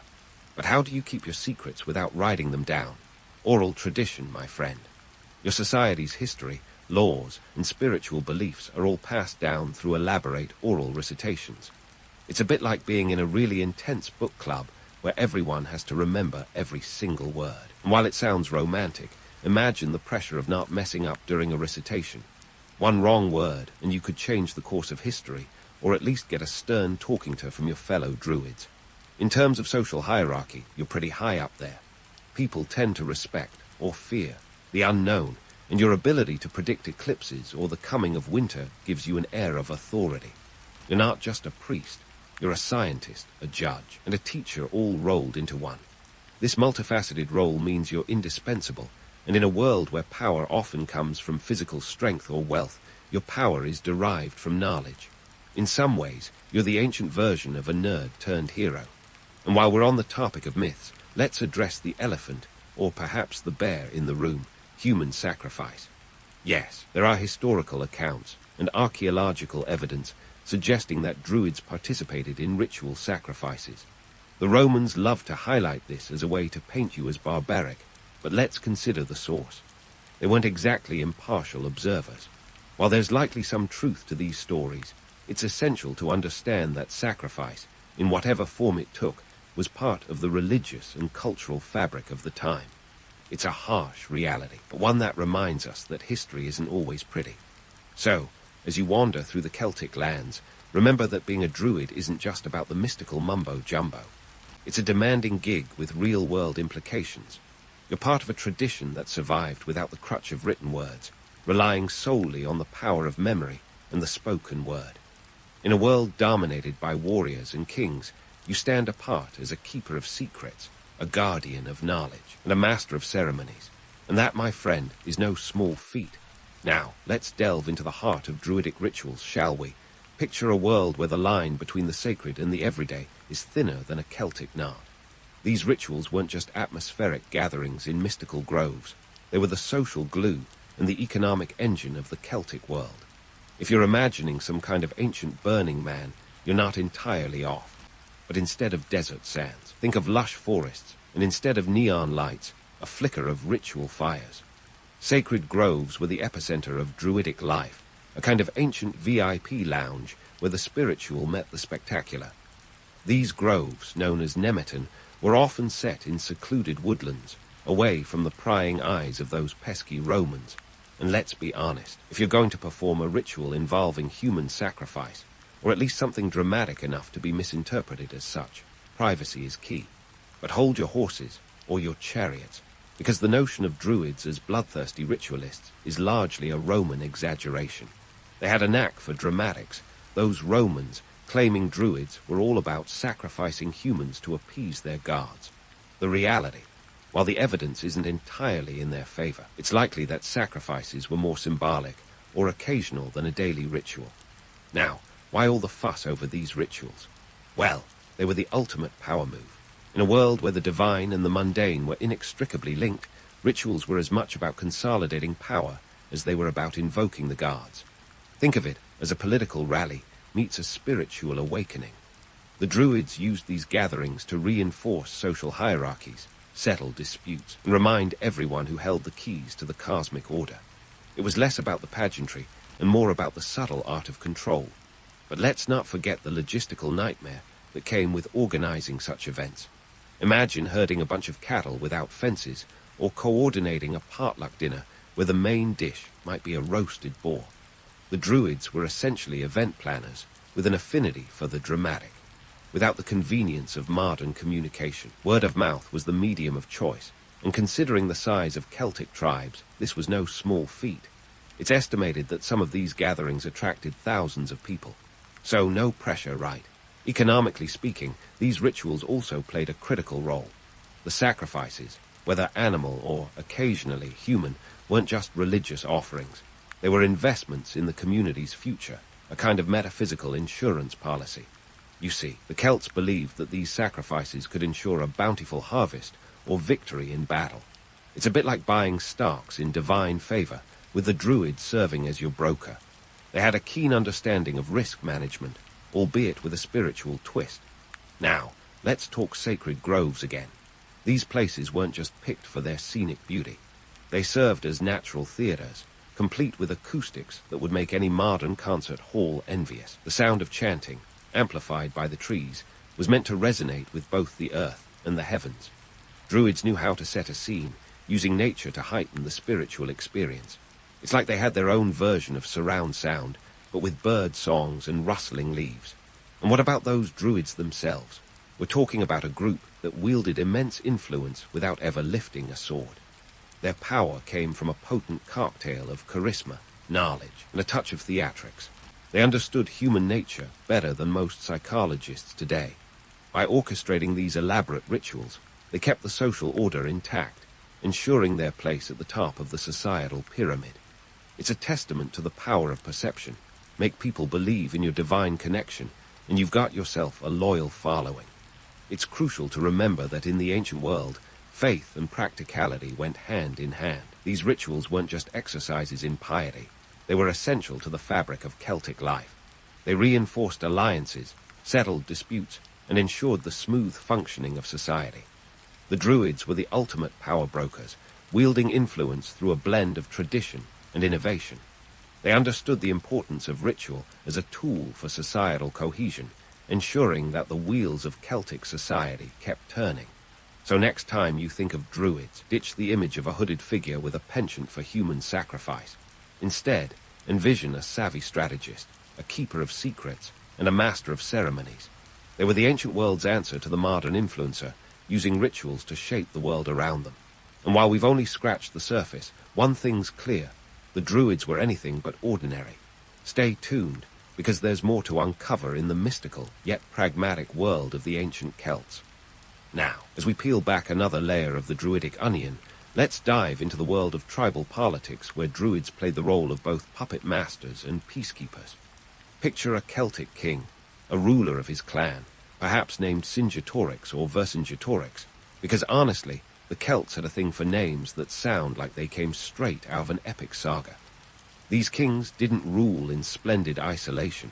They had a secret weapon, the Druids. Without a centralized government as a fallback, these rulers leaned on Druids for guidance, like a hedge fund manager consulting their go-to economist. The Druids were the ultimate political strategists. They understood that power wasn't just about who could wield the biggest sword, but who could wield the sharpest mind. In a world where allegiances were as fickle as the weather, Druids were the glue that held things together. They mediated disputes not with a show of force, but with a show of wisdom. Forget about the image of a Druid waving a wand. Think of them as wielding a gavel. They were the judges, jurors, and sometimes even the executioners, metaphorically speaking. And when tribal leaders squabbled like bickering siblings, it was often the Druids who stepped in with a well-timed proverb or a historical precedent to restore order. Let's not ignore the economic dimension. The Celts were traders, not just warriors. Their economy was a bustling network of bartering and trade, stretching from the British Isles to the Mediterranean. Druids, with their extensive knowledge of the land and its resources, acted as advisors in these economic ventures. They were like the ancient world's version of Wall Street analysts, except their predictions involved harvest yields and cattle trading instead of stock market crashes. Imagine a Celtic king planning a raid or a trade expedition. He'd probably want a Druid's input to ensure the guards, or the odds, were in his favor. And what about their mystical powers, you ask? The allure of the arcane.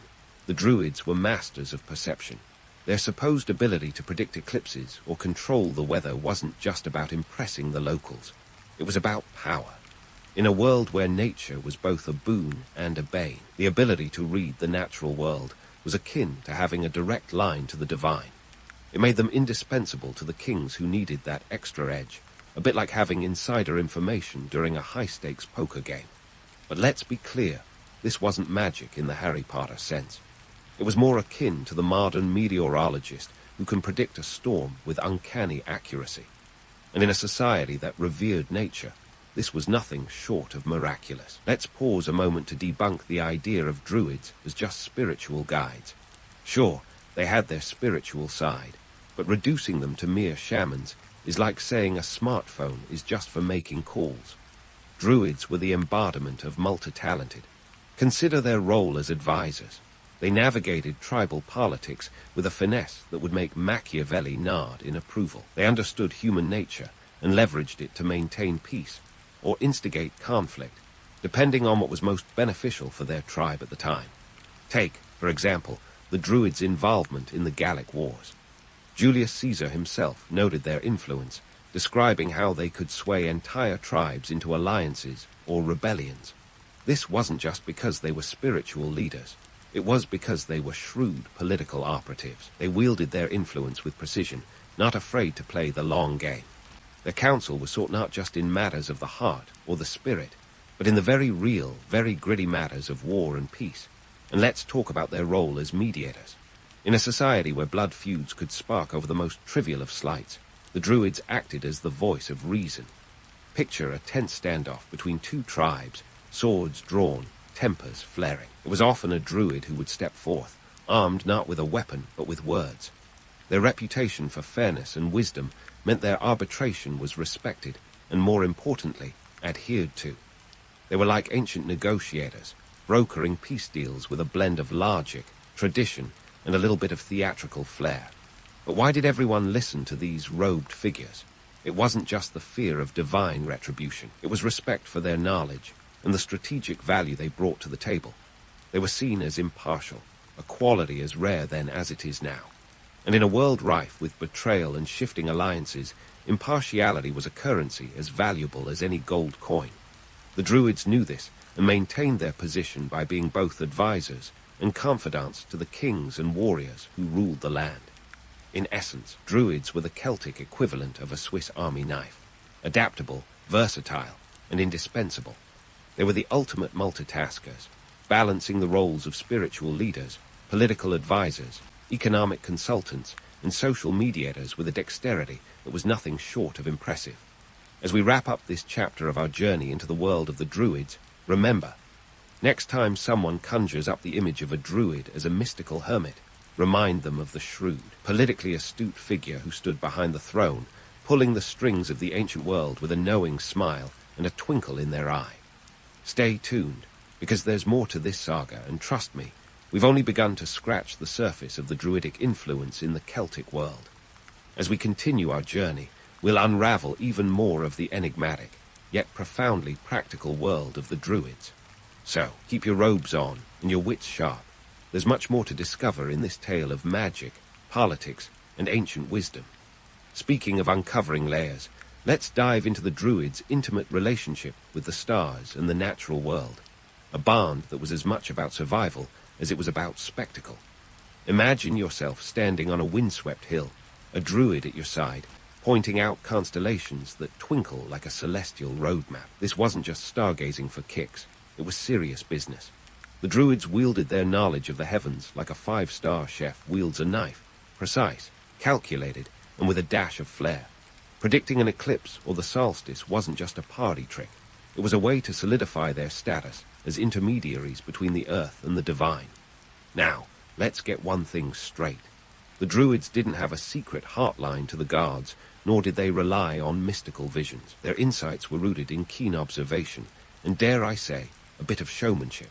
They were the ancient world's meteorologists, sans the green screen and fancy graphics, but with a knack for making an overcast day seem like a divine omen. Think of them as the original weather app, providing forecasts that could make or break a harvest. And in a society that depended on agriculture, predicting the right time to plant or harvest was a matter of life and death. But before we get carried away with the romantic notion of Druids as the all-knowing sages of the stars, let's pump the brakes a bit. Sure, they had a decent grasp of astronomy for their time, but they weren't exactly Neil deGrasse Tyson. While they could predict solstices with impressive accuracy, their understanding was more empirical than theoretical. They noticed patterns, like any good naturalist, and used this knowledge to their advantage. But let's not kid ourselves. Some of it was pure theatrical flair, designed to dazzle and maintain their mystique. Here's where the plot thickens. The Druids' reputation for supernatural abilities often fueled stories that veered into the realm of fantasy. Tales of Druids controlling the weather or casting spells more potent than a political scandal. Those were likely tales spun by later storytellers, eager to add a touch of magic to history. The reality was more nuanced. Druids were brilliant at reading the signs of nature, cloud formations, animal behaviors, and celestial movements, but they weren't conjuring storms or bending nature to their will. They were, however, masters of timing and presentation, knowing precisely when to drop a prediction for maximum impact. Economically speaking, their knowledge was a form of currency. Imagine this. You're a Celtic chieftain, and the Druid predicts a brutal winter. You'd heed their warning, stockpile resources, and prepare your tribe, potentially saving countless lives. In return, the Druid maintains their status, receives tributes, and keeps their tax-free lifestyle. It's a win-win, as long as the predictions hold up. In comparing this to our modern scientific understanding, the Druids were essentially early adopters of observational science, minus the lab coats and peer-reviewed journals. They didn't have telescopes, or advanced mathematics, but their ability to interpret natural phenomena was remarkable for their time. They understood the cyclical nature of seasons and celestial events, using them to create calendars and agricultural schedules. Today's astronomers might chuckle at some of their conclusions, but they'd certainly nod in respect at their ability to gather and apply knowledge in a pre-scientific age. And there's the rub. How much of their reputation was built on genuine insight versus clever showmanship? The answer is a little bit of both. Like any savvy politician or influencer, Druids knew the power of perception. By combining their environmental acumen with a flair for the dramatic, they cultivated an aura of divine wisdom that kept them firmly entrenched in Celtic society. It's a reminder that sometimes the line between knowledge and charisma is as thin as a Celtic talk. So, as we wander through the mist-shrouded hills of ancient Celtic lands, let's tip our hats to the Druids. They were the ultimate multitaskers, blending science and spectacle in a way that kept them at the heart of their communities. And while they might not have been casting spells or controlling the elements, their understanding of the world around them was nothing short of impressive. As we continue our journey, we'll uncover more about the enigmatic Druids and their place in the tapestry of history. Stay with me, because there's more to this tale, and trust me, it's just getting started. And speaking of getting started, let's dive into what happened when the Romans decided they wanted a slice of that Celtic pie. Spoiler alert, it's not a tale of peaceful cohabitation. Picture the Roman Empire as the ultimate real estate tycoon of the ancient world, eyeing Celtic lands with the same enthusiasm a modern developer might have for beachfront property. The Romans, with their well-oiled legions and insatiable appetite for expansion, began to encroach on Celtic territories around the 1st century BCE, and they weren't there for the sightseeing. Now, unlike your favorite action movie, the Romans weren't just barging in swinging swords. They were strategic, employing a mix of military might and shrewd diplomacy. They knew that to conquer the Celts, they had to dismantle their social and spiritual backbone, the Druids. These robed figures were the linchpin of Celtic society, holding together the fabric of culture and community with their knowledge and rituals. So, naturally, they became a prime target for Roman suppression. Julius Caesar, the man himself, described the Druids as a powerful class, and his accounts were as much propaganda as they were history. He had a vested interest in portraying the Druids as barbaric, partly to justify the Roman campaign as a civilizing mission. The Romans saw the Druids as a threat, not just because they wielded spiritual power, but because they were the heart of Celtic resistance.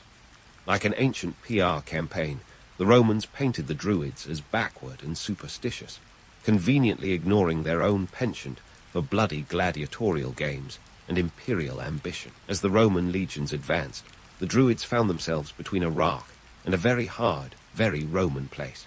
Some Druids adapted, offering their services to Roman governors, trading their robes for togas. It was a pragmatic move, like switching from Blockbuster to Netflix when you see the writing on the wall. These Druids leveraged their knowledge of local customs and geography to stay relevant in a rapidly changing world. Others, however, resisted fiercely, retreating to remote areas like the island of Anglesey in Wales, which became a last bastion of Druidic tradition. But let's not sugarcoat it. The Roman conquest was a brutal affair. In 60 C, the Roman general Suetonius Paulinus launched a campaign against Anglesey, determined to snuff out the last ember of Druidic influence. The Romans, with their siege engines and military precision, laid waste to the island, slaughtering Druids and burning their sacred groves. It was less a battle and more an extermination, a harsh reminder that history isn't always written by the victors. It's often carved in blood and fire. Economically, the Roman conquest was a game-changer. The Celts, who had once thrived on a barter-based economy, were introduced to the Roman system of coinage, taxation, and trade networks. The Romans were master builders, constructing roads and fortifications that connected Celtic lands to the wider empire. This brought prosperity to some, but at the cost of cultural erosion. The Druids, who had once been the arbiters of economic decisions, found their influence waning, replaced by Roman administrators who couldn't care less about lunar cycles. Yet, despite the Roman onslaught, the Druidic legacy endured, albeit in fragmented form. Their knowledge of herbal medicine and astronomy survived, passed down through generations, often rebranded as folk wisdom or integrated into Christian practices. In a twist of fate, the very Romans who sought to eradicate them ended up preserving parts of their lore. The Roman writer Pliny the Elder, for instance, documented various Druidic practices, ensuring that their memory lingered even as their physical presence faded. The myths surrounding Druids, however, tell a different story, a romanticized tale of wise sages communing with nature. This image was later embellished during the Romantic era, when bards and poets, yearning for a connection to a mythic past, revived the Druid as a symbol of harmony and wisdom. They conveniently glossed over the messier aspects of human sacrifice and political machinations, crafting a narrative that resonated with a society seeking escape from industrialization. So, what's the takeaway from this historical roller coaster? The Druids were not merely mystical figures wandering in the woods, but were complex, multifaceted individuals who played crucial roles in their society. Their decline wasn't just a matter of losing a cultural battle, but was a reflection of the broader socio-economic shifts that swept through Europe as Rome expanded its reach. They were both victims and adapters, embodying the resilience and fragility of human cultures in the face of unstoppable change. In the end, the Druids' legacy is a testament to the enduring power of knowledge and tradition. Despite the Romans' best efforts to erase them, the Druids remain etched in our collective memory, a reminder that history is as much about those who wield power as it is about those who resist it. They were the keepers of secrets, the guardians of wisdom, and in many ways, the architects of their own mythos. And as we leave the misty realms of the ancient Celts, let's remember that the real magic of the Druids was not in the spells they cast, but in the lives they touched and the stories they inspired. Alexander the Great was a guy who could make Julius Caesar look like an underachiever. But here's the twist. Even the greatest of all time had to clock out eventually. In 323 BCE, Alexander's untimely death left his colossal empire, a sprawling expanse stretching from Greece to India, like a high-stakes game of musical chairs, just with more swords and less music. The guy didn't leave a will, a clear successor, or even a helpful note scribbled on the back of a napkin. What followed was pure chaos, with his top generals, the diadarchi, a fancy Greek word for successors, behaving less like statesmen and more like a bunch of reality TV contestants vying for the crown. These generals, each with an ego as large as the lands they coveted, couldn't resist the allure of power. The empire quickly became a buffet line of territories, and these overconfident leaders piled their plates high. But when everyone wants the big piece of chicken, things get messy. Real messy. The empire splintered faster than a cheap IKEA shelf, and the Hellenistic kingdoms began to form. You had Ptolemy grabbing Egypt, Seleucus eyeing the prize from Asia Minor to India, and Antigonus trying to hold onto a chunk of Asia Minor and Greece like a kid with too many toys. Let's put some numbers on this. The empire was divided among these power-hungry generals, and their offspring like a poorly cut pie.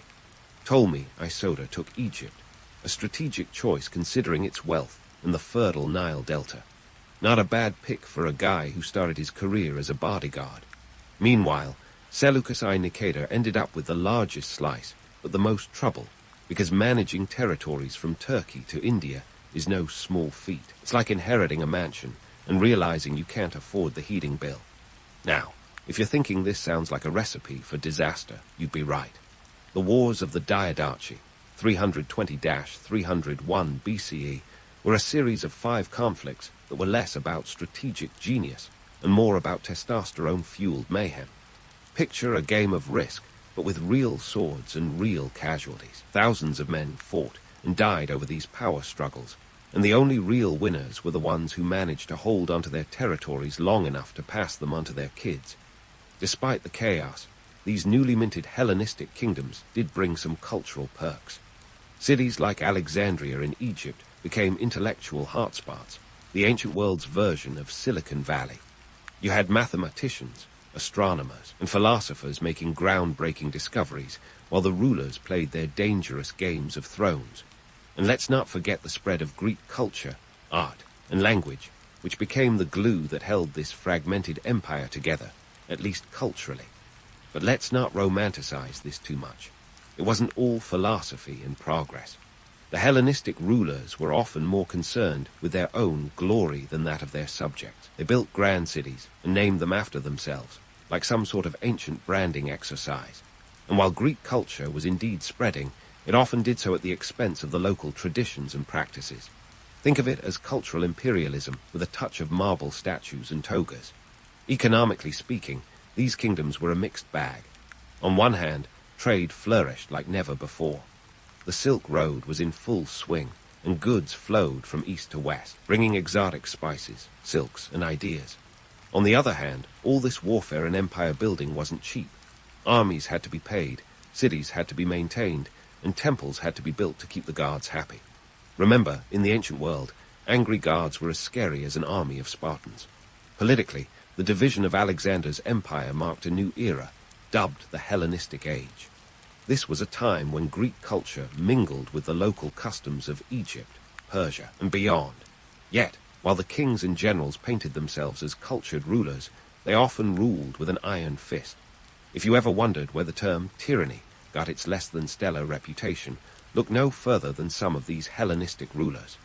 In this swirling vortex of ambition, bloodshed, and culture, the Hellenistic kingdoms emerged, setting the stage for a new chapter in history. The world would never be the same, thanks to these larger-than-life figures who, for better or worse, carved up Alexander's legacy like a Thanksgiving turkey. So, whether they were noble statesmen or just glorified warlords, one thing's for sure. They left a lasting mark on history, even if it was often written in blood. And so, as the ink dried on the bloody parchment of history, three main players strutted onto the stage, each with a flair for drama that would make Shakespeare's characters look like amateurs. First up, let's give a drum roll for the Seleucids, the dynasty that ruled over the largest chunk of Alexander's former empire. Seleucus I Nikeda, whose name fittingly means the victor, was the head honcho here. Imagine trying to manage a realm that stretched from Turkey to the edge of India. It's like running a marathon and a triathlon simultaneously, only instead of medals, you get constant threats of rebellion. Seleucus wasn't just some warlord with a fancy title. He was a master of logistics. His empire was a mosaic of cultures, languages, and economies, a bit like a chaotic Google Translate session. To keep this patchwork quilt from unraveling, Seleucus embraced a mix of tolerance and pragmatism. He allowed a degree of local autonomy, which was smart because micromanaging every little satrapy would be like herding cats, pointless and probably painful. Economically, the Seleucid Empire was a juggernaut, thanks to the Silk Road. Trade routes buzzed with the movement of silk, spices, and ideas, like an ancient version of Amazon Prime, but with camels and longer delivery times. Now, harp on your imaginary chariot and zip over to Egypt, where the Ptolemies set up shop. Ptolemy Isoda, who once shielded Alexander in battle, now held Egypt like a well-earned trophy. The Nile's fertile banks were his personal ATM, and he knew just how to cash it. Ptolemy was an administrative whiz, laying the groundwork for a stable and prosperous kingdom. He transformed Alexandria into a cultural oasis that attracted scholars, artists, and thinkers like moths to a flame. This was the place where the Library of Alexandria, the ancient world's Wikipedia, was founded, a hub of knowledge that would have made even the most jaded philosopher swoon. But let's not get carried away on a tide of romanticism. The Ptolemies were as much about showmanship as they were about governance. They crafted an image of divine kingship, mixing Greek and Egyptian traditions like a cultural smoothie. Ptolemy even had himself depicted as a pharaoh, complete with the regalia, while also playing the part of a Greek monarch. It was a political high-wire act, balancing local customs with Hellenistic flair, and it worked. Egypt became the breadbasket of the Mediterranean, feeding armies and lining coffers with grain that was as good as gold. Finally, we land in the mess that was the Antigonids' realm. If the Ptolemies were the suave statesmen and the Seleucids the logistical geniuses, the Antigonids were the scrappy underdogs. Antigonus I Monophthalmus, yep, the one-eyed, was the guy trying to juggle Greece and parts of Asia Minor. His family had a penchant for drama, and their power struggles were the stuff of legend. The Antigonids were all about maintaining their Greek heartland, a feat that required as much cunning as it did muscle. They weren't sitting on a heap of gold like the Ptolemies, but they knew how to squeeze every drachma out of their territories. Diplomacy among these kingdoms was less about shaking hands and more about sharpening daggers. Picture a family reunion where everyone's got a bone to pick, and you're on the right track.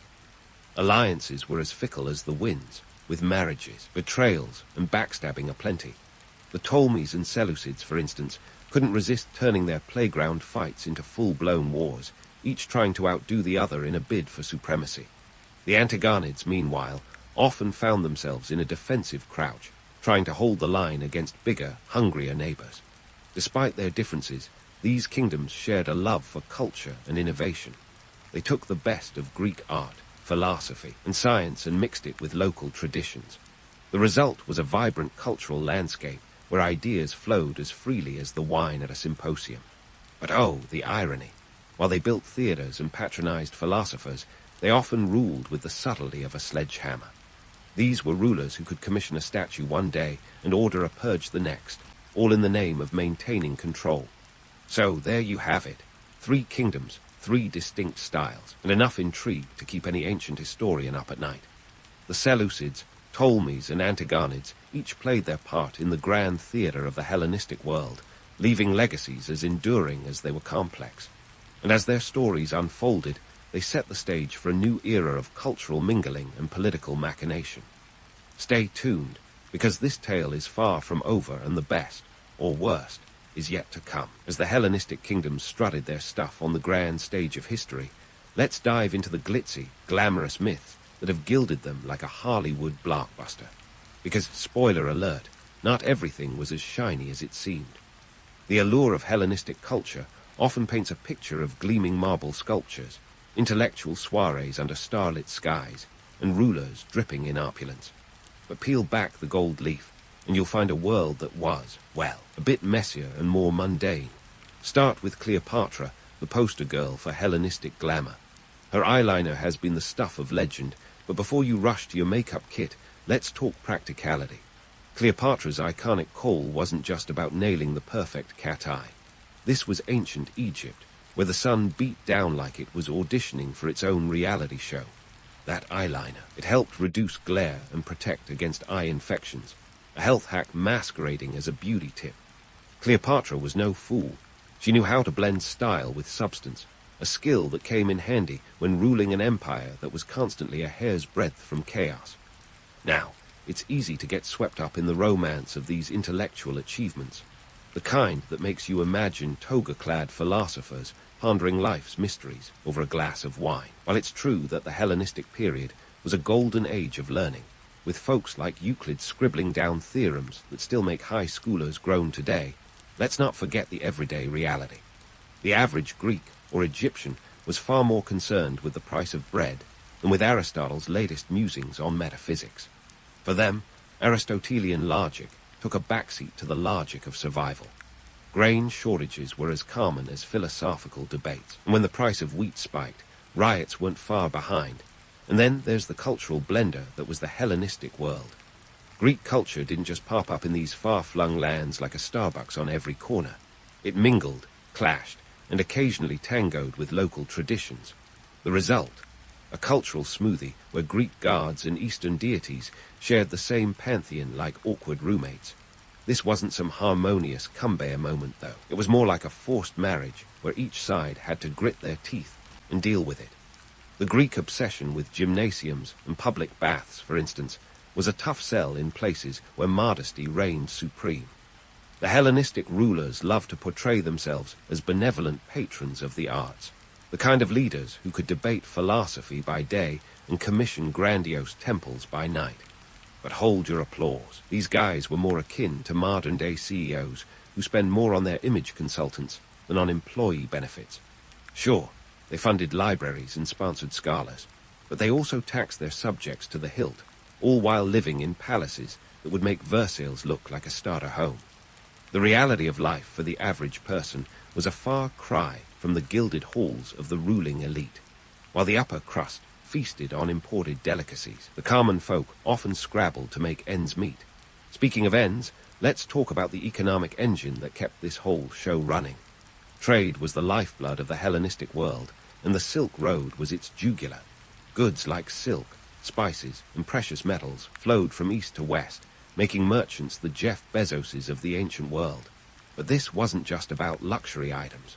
The very fabric of everyday life depended on this trade: grain from Egypt, wine from Greece, and textiles from India. This interconnected web of commerce was as fragile as it was vast. A single disruption could send shockwaves through the economy faster than you could say inflation. Politically, the Hellenistic kingdoms were like a soap opera with an endless number of plot twists. Alliances shifted faster than a catwalk model's wardrobe, and betrayals were as common as dinner parties. The rulers might have painted themselves as cultured monarchs, but their reigns were often propped up by military might and a penchant for purges. You could say they ruled with one hand holding a scroll and the other clutching a sword. So, while the Hellenistic age might be wrapped in the silk of legend, don't be fooled. Beneath the glamour was a world as gritty and complex as any. It was a time of great achievement and even greater contradictions. The stage was set for cultural exchange and intellectual pursuit, but it was also a battleground for power, wealth, and survival. As we continue to unravel this tapestry of history, keep in mind that every thread tells a story, and not all of them are as pretty as the picture on the box. Stay tuned, because there's more drama, intrigue, and innovation on the horizon, and you won't want to miss a moment of this epic saga. So, as we wade further into the swirling chaos of the Hellenistic era, the stage is set for a tale of ambitions as towering as the statues they erected, and just as prone to toppling. Picture a world where kings were less about noblesse oblige and more about noblesse obliterate. It's a wonder any of them found time to rule, given their penchant for perpetual warfare and grandiose urban projects. You might think of these rulers as the ancient world's version of compulsive redecorators, except they didn't just move furniture, they moved entire populations. Take Antigonus Roman II Gonatas, for instance. The name might sound like a fancy dish at a Greek restaurant, but this guy was all about the military maneuvers. His reign in Macedonia was marked by more skirmishes than a season of Game of Thrones, with perpetual attempts to hold the Greek city-states under his thumb. And speaking of thumbs, Antigonus was the kind of ruler who'd happily give you the gladiatorial thumbs down if you stepped out of line. Yet, when he wasn't busy suppressing revolts or fending off invaders, he was building fortifications that would make even a Roman engineer blush. Meanwhile, over in the lands of the Seleucids, Antiochus Roman III, also known as Antiochus the Great, decided to channel his inner Alexander. His empire, a sprawling behemoth that stretched from the Mediterranean to the fringes of India, was as stable as a Jenga tower in a hurricane. Antiochus was determined to reclaim lost territories and restore the former glory of his realm. Spoiler alert, this is like trying to patch a leaky boat with a teabag. His campaigns were costly, and while he did manage to score some victories, the long-term stability of his empire was about as solid as a sandcastle at high tide. The Seleucid court was a hotbed of intrigue, with political factions as convoluted as a Byzantine plot. Plots and counterplots were the order of the day, with generals and advisors vying for influence like contestants on a particularly cutthroat reality show. Antiochus himself was no stranger to political machinations, mastering the art of diplomacy as much as warfare. His reign, from 222 to 187 BCE, saw numerous campaigns that expanded the empire's reach, but also drained its coffers. It's the classic tale of overreach, biting off more than one can chew, only to find the banquet is more like a famine. Then there's the ever-ambitious Ptolemaic dynasty, which was busy turning Egypt into their personal theme park of opulence. Ptolemy Roman II Philadelphus, in particular, took extravagance to new heights. Under his reign, the famed lighthouse of Alexandria, one of the 7 wonders of the ancient world, was completed. This marvel of engineering stood at an impressive 330 feet, guiding ships safely to port, while also serving as a glowing reminder of Ptolemaic power. Its construction cost a small fortune, the kind of financial burden that might make a modern treasury minister break out in a cold sweat. But Ptolemy Roman II wasn't just about erecting lighthouses. He was also keen on expanding Egypt's cultural and economic influence. His reign from 283 to 246 BCE saw Alexandria become a bustling hub of trade and intellectual activity. The famed library of Alexandria, brimming with scrolls and scholars, was the crown jewel of his cultural campaign. Yet, while the library was a beacon of knowledge. The Egyptian countryside often bore the brunt of heavy taxation to fund such grand projects. For the average farmer, Ptolemy's lavish spending was less impressive and more oppressive, a reminder that the grandeur of the elite often came at the expense of the common folk. As these monarchs played their high-stakes game of thrones, the economic realities of their empires were never far behind. Trade routes were the lifelines of these vast territories, and controlling them meant controlling wealth. The Silk Road was the ancient equivalent of the New York Stock Exchange, bustling with activity and profits. However, maintaining these routes required constant vigilance and a robust military presence. A single band of marauding brigands could disrupt trade for months, sending ripples through the economy faster than you can say recession. The financial strain of constant warfare and monumental construction projects often left these kingdoms teetering on the brink of insolvency. Ambitious building programs, from temples to theaters, were as much about asserting dominance as they were about civic pride. And while these projects provided employment and boosted local economies, they also required heavy taxation. The kings might have been hailed as patrons of the arts, but to the hard-working citizens, they were just as likely to be seen as the taxman in a toga. As we zoom out to the broader geopolitical landscape, it's clear that the Hellenistic period was one of relentless jockeying for power. Alliances were as slippery as a fish in olive oil, with the balance of power shifting faster than you could update your strategy.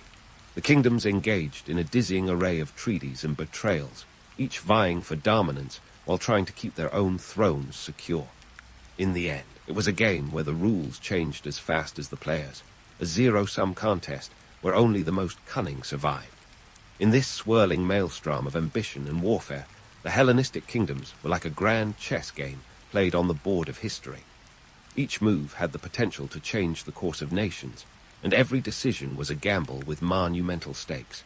Yet, for all their grandeur, these kingdoms were ultimately built on fragile foundations. The dreams of empire building often crumbled under the weight of their own ambition, leaving behind a legacy as fascinating as it is cautionary.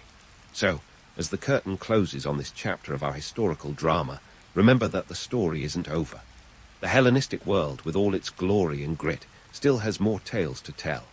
The intrigues continue, the battles rage on, and the ambitions of these larger-than-life figures remain as compelling as ever. Stay tuned, because the next act promises even more twists, turns, and unforgettable moments in this epic saga of history. As the curtain rises on the final act of our Hellenistic saga, let's talk about Rome, the elephant in the room that was about to stamp over everything the Hellenistic kingdoms had tried to build. If the Hellenistic rulers were like rock stars with a penchant for lavish parties and occasional brawls, Rome was the pragmatic roadie that knew how to manage the chaos and cash in on the gig. By the 2nd century BCE, the Roman Republic was eyeing the Mediterranean world like a buffet table, and the Hellenistic kingdoms were the main course. First up on Rome's conquest menu was Macedonia, the once mighty kingdom that had churned out conquerors like Alexander the Great. But under Roman scrutiny, it was less a lion and more a sluggish housecat. The Romans, with their disciplined legions and knack for strategy, defeated the Macedonians at the Battle of Pydna in 168 BCE. This wasn't just a skirmish. It was a masterclass in Roman military efficiency. The battle, which lasted a mere hour, saw the Macedonian phalanx falter against the Roman maniples, a tactical formation that allowed flexibility on the battlefield. Picture a well-oiled machine slicing through a lumbering beast, and you get the idea. The Macedonian king, Perseus, found himself less of a monarch and more of a prisoner, paraded through Rome like a cautionary tale. Next, the Seleucids, who had tried to juggle an empire that stretched from the Mediterranean to the Indian subcontinent, found themselves on Rome's radar. Antiochus Roman III, who once fancied himself as the next Alexander, had bitten off more than he could chew. The Romans, ever the opportunists, engaged the Seleucids in the Roman-Seleucid War, 192-188 BCE. The decisive Battle of Magnesia saw the Roman legions overpowering Antiochus's forces, with a little help from their ally, the Kingdom of Pergamon. The peace treaty that followed, the Treaty of Apamea, was a humiliating affair for the Seleucids. They had to surrender territory, pay a hefty sum of 15,000 talents. A talent was roughly 33 kilograms of silver, and limit their military capabilities. It's like being told you can keep your mansion, but only if you sell off the wings and the indoor swimming pool. Meanwhile, the Ptolemies in Egypt were trying to maintain a semblance of independence, but even their strategic alliances and Cleopatra's famed charm couldn't stave off Roman interest forever.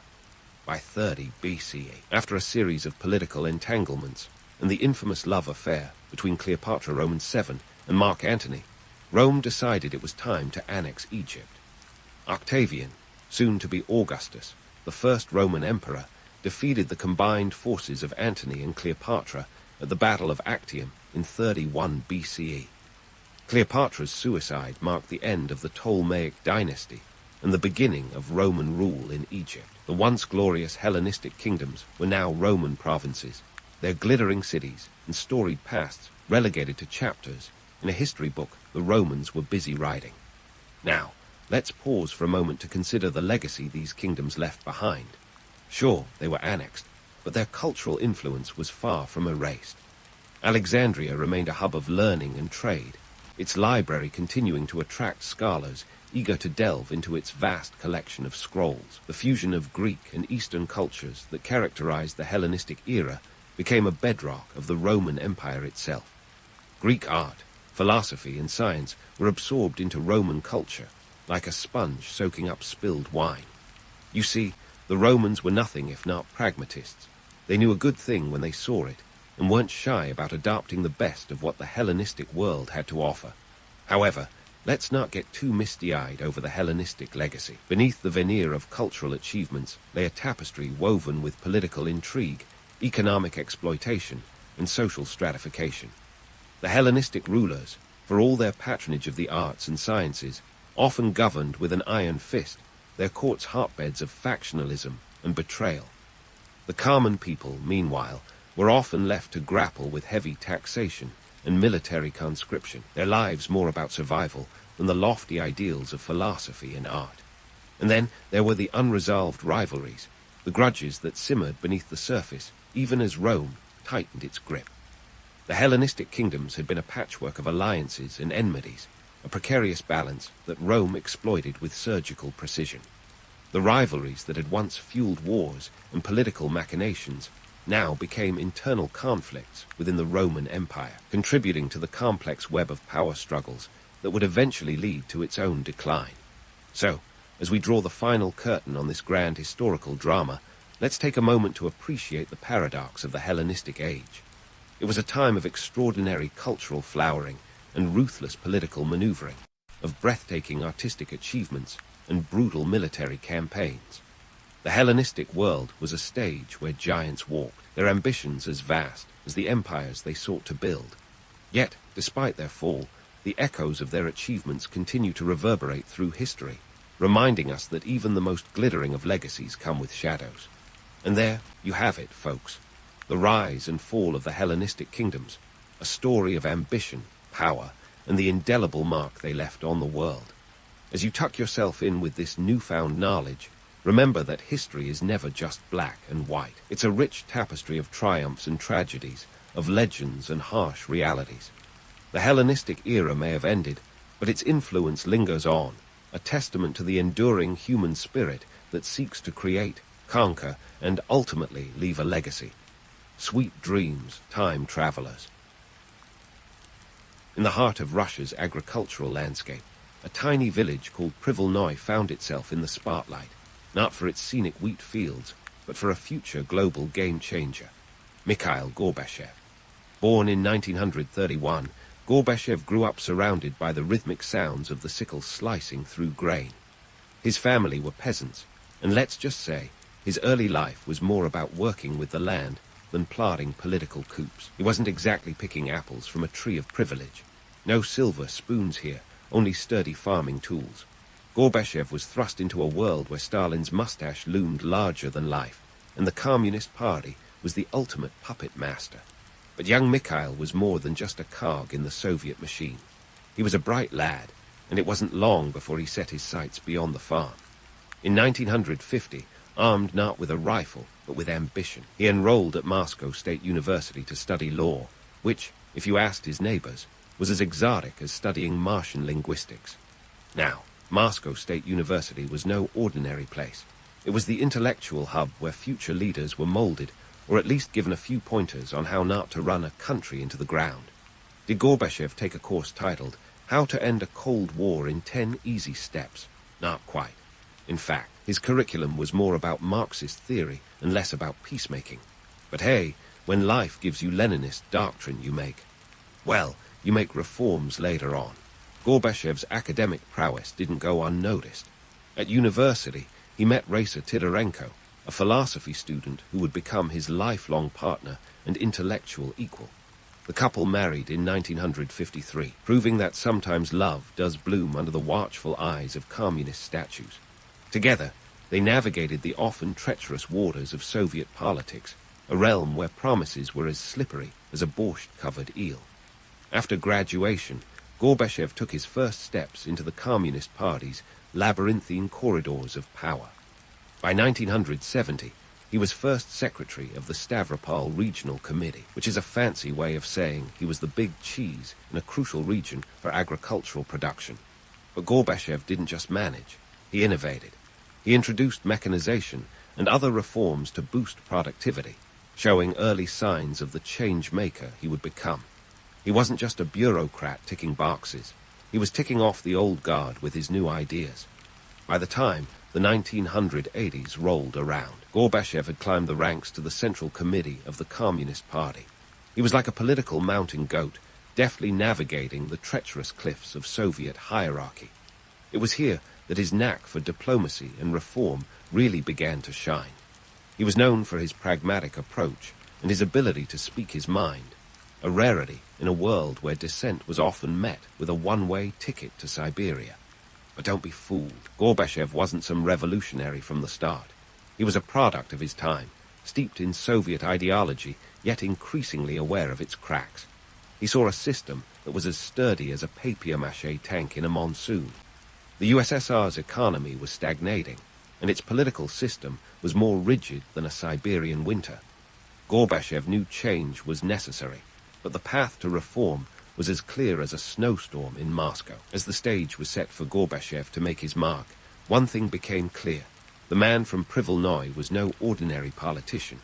He was a reformer in a world resistant to reform, a leader ready to challenge the status quo, and a man about to embark on a journey that would not only change his country but the world. The Cold War had no idea what was about to hit it, and neither did the Kremlin's old guard. But that's a story for another time. For now, let's just say that Gorbachev's rise was as inevitable as a Russian winter, and just as impactful. And just when you thought you knew the story, the plot thickens. Mikhail Gorbachev's unexpected rise to the top of the Soviet hierarchy in 1985 was a bit like a Cinderella story, minus the glass slipper and fairy godmother. More like a political version of The Apprentice, where only one candidate was left standing after the old guard had shuffled off their mortal coil. Gorbachev was just 54 when he became General Secretary, a spring chicken by Soviet leadership standards, where the average age was roughly equivalent to a fossilized dinosaur. Now, let's set the scene. The Soviet Union's economy was tanking faster than a lead balloon, and the political system was as flexible as a concrete block. Enter Gorbachev with his fancy new ideas, glasnost and perestroika. Glasnost, or openness, promised transparency and freedom of information, a novel concept for a regime that treated secrecy like a national sport. Perestroika, meaning restructuring, aimed to overhaul the stagnant economy, which, let's be honest, was about as lively as a Siberian traffic jam. These policies were like a fresh breeze in the musty corridors of the Kremlin, but not everyone was ready to breathe in the change. The hardliners saw Gorbachev's reforms as an existential threat, akin to serving quinoa at a steakhouse. But Gorbachev wasn't just making these changes for fun. He had the numbers to back him up. In the early 80s, the Soviet economy was growing at a snail's pace of about 1-2% annually, while inflation unofficially hovered around 10%, making it clear that something had to give, or the entire system might collapse like a poorly built house of cards. The Soviet public, meanwhile, had mixed feelings. Some embraced the newfound openness, like a kid in a candy store, finally free to explore new ideas and criticize the government without fear of early retirement to a gulag. Others were skeptical, wary of promises that seemed too good to be true, having been burned by a few too many 5-year plans that delivered more propaganda than prosperity. On the international stage, Gorbachev was a breath of fresh air, or at least a less frosty breeze. Western leaders, particularly the ever-charming Ronald Reagan, were cautiously optimistic. Here was a Soviet leader who didn't just want to glare menacingly across the Iron Curtain, but seemed genuinely interested in dialogue. It was like finding out that your grumpy neighbor actually wanted to chat over a fence rather than build it higher. But let's not get too carried away with romantic notions of peace and harmony. Gorbachev's reforms faced monumental challenges. The Soviet economy was like a rusty old car. You couldn't just slap on a new coat of paint and expect it to run like a dream. Structural issues were deeply embedded, and the transition from a centrally planned economy to something resembling a market was fraught with peril. Prices were controlled, shortages were rampant, and consumer goods were scarcer than hen's teeth.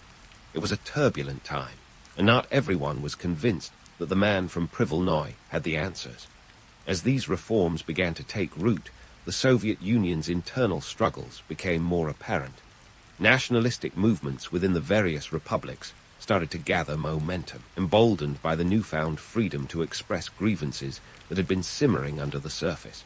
It was a classic case of unintended consequences, where one problem's solution seemed to unearth a whole new set of challenges.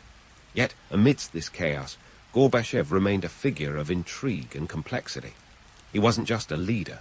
He was a man caught between the pull of the past and the push of the future. His policies were groundbreaking, but they were also risky and fraught with uncertainty. Would they lead to a brighter future, or open a Pandora's box of unrest and upheaval? That, my friends, is a question for the next part of our story. For now, let's just say that Gorbachev's tenure was like navigating a minefield with a map drawn in crayon. Bold, daring, and with no guarantees of where it might lead. And so, as Gorbachev tiptoed through his crayon-drawn minefield, the international stage was set for a remarkable act. Enter Ronald Reagan, the Hollywood actor turned U.S. president, a man who could deliver a punchline as well as he could deliver a State of the Union. Reagan wasn't your typical Cold War warrior. He was the kind of guy who'd smile and declare, "Mr. Gorbachev, tear down this wall," with all the drama of a blockbuster finale. But behind the charisma and charm, Reagan had a keen interest in something far more explosive: nuclear disarmament. The year was 1985, and Gorbachev and Reagan were about to embark on a diplomatic tango that would look more like a nuclear arms wrestling match. On the one hand, you had Reagan's Strategic Defense Initiative, affectionately dubbed Star Wars, a space-based missile defense system that sounded more like a science fiction plot than a military strategy. On the other hand, there was Gorbachev's desire to rein in arms spending, partly because the Soviet economy was about as robust as a wet paper bag. Their first significant encounter was at the Geneva Summit in November 1985, a meeting that could have been subtitled "Two Men and 1,000 Nukes." It was more icebreaker than breakthrough, but the groundwork was laid for something more substantial. Both leaders realized that, despite their differences, they shared a common goal: preventing the apocalypse. No small feat, eh? Fast forward to October 1986, and we find ourselves at the Reykjavik summit in Iceland. Less a vacation hotspot, more a geopolitical pressure cooker. Imagine a scene from My Dinner with Andre, but instead of existential philosophy, the table was set with nuclear warheads. Gorbachev and Reagan faced off in a series of intense discussions, with the fate of the world hanging in the balance like a precarious Jenga tower. The Reykjavik summit was a roller coaster of negotiations. One moment, both leaders were on the brink of an unprecedented agreement to eliminate all nuclear weapons, and the next, they were butting heads over Reagan's obsession with Star Wars. In the end, the summit concluded without a deal, but it wasn't a complete bust. The talks had brought the two superpowers closer to disarmament than ever before, proving that sometimes even a failed summit can be a resounding success. And then came the INF Treaty of 1987, or as I like to call it, the divorce settlement for missiles. Signed in December of that year, the Intermediate Range Nuclear Forces Treaty marked a historic turning point. It was the first agreement to eliminate an entire class of nuclear weapons, specifically those with ranges between 500 and 500 kilometers. Picture two estranged partners finally agreeing to get rid of those ugly old missiles cluttering up the yard, and you'll get the idea. The treaty's impact on Cold War dynamics was seismic. It signaled a thawing of relations between the two superpowers, like a long winter finally giving way to spring. The INF Treaty also set a precedent for future disarmament efforts, showing that compromise was possible, even in a relationship as fraught as that between the US and the USSR. But don't be fooled into thinking it was all cumbare and hand-holding. Gorbachev faced significant backlash from hardliners within the Soviet Union who viewed the treaty as a capitulation to the West. For them, missile reduction was like trading away the family heirlooms for a new set of curtains. Yet, Gorbachev persisted, driven by the knowledge that his country's future depended on reducing military expenditure and redirecting resources to the ailing economy. Meanwhile, Reagan had his own skeptics to contend with back home, particularly those who saw any reduction in American firepower as a weakening of national security. But Reagan, ever the showman, managed to sell the treaty as a victory for peace, helping to secure his legacy as a leader who wasn't just talk but action. The numbers tell a compelling story. By the treaty's completion in 1991, nearly 700 missiles had been destroyed, with the US and USSR conducting over 400 inspections to ensure compliance. It was a mammoth task, akin to a global decluttering effort, and it set the stage for further arms reduction talks in the years that followed. So, while Gorbachev and Reagan might not have been best buddies, no bromance here, they were certainly partners in a dance that would reshape the world. The Reykjavik summit and the INF Treaty proved that even in a world teetering on the brink of disaster, dialogue and diplomacy could pave the way for a more stable future. Yet, as the ink dried on the treaty and the missiles were dismantled, the world was reminded that peace is never a one-time achievement. It requires constant nurturing, much like keeping a cactus alive in a snowstorm. Gorbachev's efforts on the international stage were monumental, but they also highlighted the immense challenges he faced back home, where the winds of change were blowing ever stronger. And so, as we leave our heroes in the midst of their diplomatic endeavors, the story of Gorbachev's tenure continues.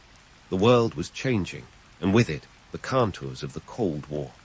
But as always, the question remains, would these monumental efforts lead to lasting peace, or simply pave the way for new challenges? Stay tuned, dear friends, as the tale of Mikhail Gorbachev's remarkable journey unfolds further, revealing the intricate dance of politics, power, and the relentless march of history. But hold on to your ashankas, dear listeners, because while Gorbachev was out there playing diplomatic Jenga with Reagan, things back home were starting to unravel faster than a hand-knitted sweater at a cat convention. Gorbachev's reforms, those much-vaunted perestroika and glasnost, had cracked open the door to change in the Soviet Union, but what came rushing in was less a gentle breeze and more a howling gale. Internally, the backlash was growing. Think of the old guard as that grumpy neighbor who still hasn't forgiven you for borrowing their lawnmower back in '82. They weren't just disgruntled. They were practically staging a coup at the local knitting club. In fact, let's talk about that coup attempt in 1991. An event so clumsily executed it might as well have been choreographed by a gaggle of toddlers on a sugar high. Picture this. It's August 19, 1991, and a group of hardliners, self-styled as the State Committee on the State of Emergency, decided they could run the USSR better than Gorbachev. Their plan: lock Gorbachev up in his vacation home in Crimea and declare a state of emergency. Sure, sounds like a surefire strategy, right? They even rolled tanks into Moscow because nothing says we've got this under control like a bunch of military hardware parading down the street. Now, if you're thinking this sounds like the climax of a bad action movie, you're not far off. The coup plotters announced that Gorbachev was ill and unable to govern. Classic move. Meanwhile, the world watched in a mix of horror and bemusement as this farcical coup unraveled. Enter Boris Yeltsin, the then president of the Russian Soviet Federative Socialist Republic, who decided that this was his moment to shine.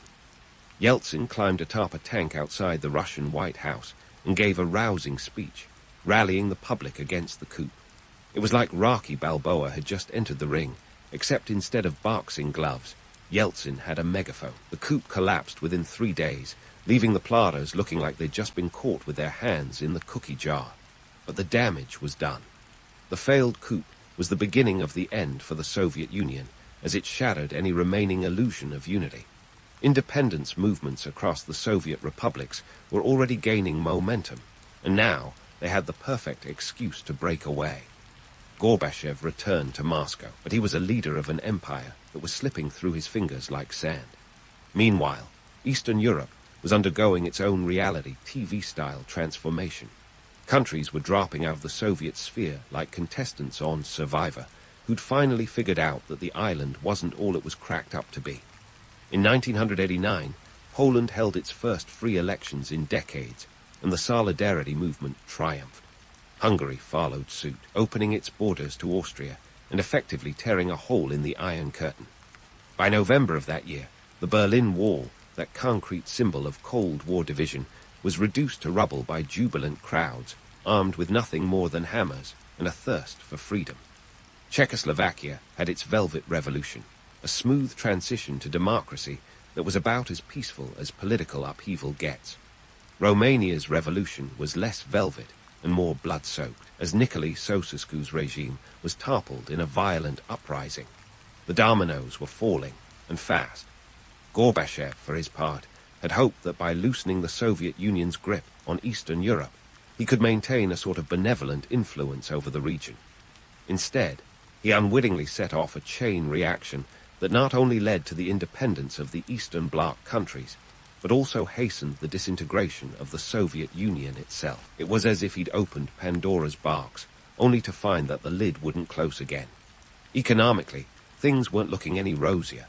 Gorbachev's attempts to transition the Soviet economy from a command system to something resembling a market economy were about as successful as trying to teach a bear to tap dance. Inflation soared, the ruble tanked, and goods were as scarce as a snowstorm in the Sahara. By 1990, the Soviet economy was shrinking by about 4% annually, which is the kind of nosedive that would make even the most seasoned roller coaster enthusiast queasy. The Soviet public, who had initially embraced glasnost and perestroika with cautious optimism, were now growing restless. Queues for basic necessities stretched longer than a Tolstoy novel, and the Soviet dream was quickly turning into a nightmare. Gorbachev's approval ratings plummeted faster than a lead Zeppelin, and it became clear that his vision for a reformed Soviet Union was slipping further from reality. In December 1991, the inevitable happened. The Soviet Union officially dissolved, like a cube of sugar in a cup of tea. Gorbachev resigned on Christmas Day, leaving behind a legacy that was as complex and multifaceted as the man himself. He'd set out to reform a superpower, but instead he ended up presiding over its disintegration. Yet, despite the chaos and the unintended consequences of his policies, Gorbachev's role in ending the Cold War cannot be overstated. He was a man who dared to envision a world where dialogue replaced brinkmanship and cooperation supplanted conflict. His legacy is a reminder that even the most well-intentioned plans can have outcomes as unpredictable as a Russian winter. And so, as we leave this chapter of history, the story of Gorbachev and the end of the Soviet Union is far from over. The winds of change continued to blow, reshaping the geopolitical landscape in ways that were both thrilling and terrifying. But as always, the real question is, what comes next? Stay tuned, my friends, as we delve deeper into the aftermath of this tumultuous time, exploring the impact of Gorbachev's legacy on the world stage. And so, as we delve into the aftermath of this tumultuous time, let's talk about Gorbachev's complex legacy, a topic as intricate as a Russian nesting doll, where each layer reveals something unexpected. In the West, Gorbachev is often hailed as a hero, the rock star of peace whose greatest hits include ending the Cold War and dismantling the Soviet Union's iron grip. It's like he's the Lenin of geopolitics, minus the Beatles' haircut.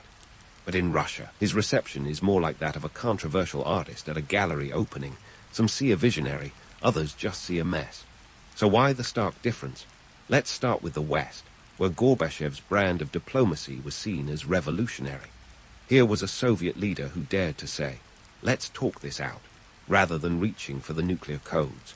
His moves towards nuclear disarmament, including the landmark INF Treaty, were like a cinematic plot twist no one saw coming. He was the man who helped bring down the Berlin Wall, not with a wrecking ball, but with the power of dialogue. And let's not forget his Nobel Peace Prize in 1990, an accolade that cemented his status as a global peacemaker. It was as if he'd been invited to join the ultimate VIP club of world leaders. But hold your applause, because back home in Russia, Gorbachev's legacy is more mixed than a poorly tossed salad. Many Russians remember the chaos and economic hardship that followed his reforms. It's hard to celebrate glasnost and perestroika when all you got was empty shelves and economic freefall. By 1991, inflation had skyrocketed to around 160%, and the ruble was about as stable as a three-legged table. Unemployment, a concept as foreign as sushi in Siberia, began to rear its ugly head, leaving many Russians feeling like they'd been sold a bill of goods with no return policy. For some, Gorbachev is the man who let the empire crumble, the architect of a disintegrated USSR. It's a bit like hiring a contractor to renovate your house and ending up with a pile of rubble. National pride took a hit, and with it, a sense of stability. As the Soviet Union dissolved, so did the old certainties, replaced by a turbulent transition to capitalism that felt more like a roller coaster ride with no safety bar. In this narrative, Gorbachev is less the peacemaker and more the unwitting dismantler of a superpower. Now, let's not fall into the trap of thinking Gorbachev's story is purely black and white. It's more like a kaleidoscope of greys. His leadership style was an intriguing blend of idealism and pragmatism, a cocktail that often left both allies and adversaries scratching their heads. He envisioned a world where ideological battles gave way to common human interests, a bold idea in a time when suspicion was as common as caviar at a Kremlin dinner. Yet, he also understood the harsh realities of the Soviet system, a place where change was as welcome as a blizzard in June. Gorbachev's idealism was evident in his foreign policy, where he championed the idea of a common European home, a metaphorical mansion where East and West could coexist peacefully. But his pragmatism shone through in his recognition that the Soviet Union could no longer sustain the arms race. He knew that pouring resources into military spending was like throwing money into a black hole, with nothing to show for it but empty coffers. The USSR's defense spending was consuming about 15-17% of its GDP, a figure that would give any economist a heart attack. And here's where we bust a myth or two. Gorbachev wasn't a Western puppet, nor was he a naive reformer. He was a leader trying to navigate a sinking ship through stormy seas, armed with a map that no longer made sense. He hoped to reform the Soviet Union from within, not demolish it. But as we know, the best-laid plans often go awry, especially when they are drawn up in the Kremlin's labyrinthine halls. As we reflect on Gorbachev's legacy, it's essential to recognize the broader context of his time. The world was shifting, and Gorbachev was attempting to steer the USSR through an era of unprecedented change. His actions were a gamble, a high-stakes poker game where the odds were perpetually stacked against him. Yet, his willingness to take those risks opened doors that had long been sealed shut.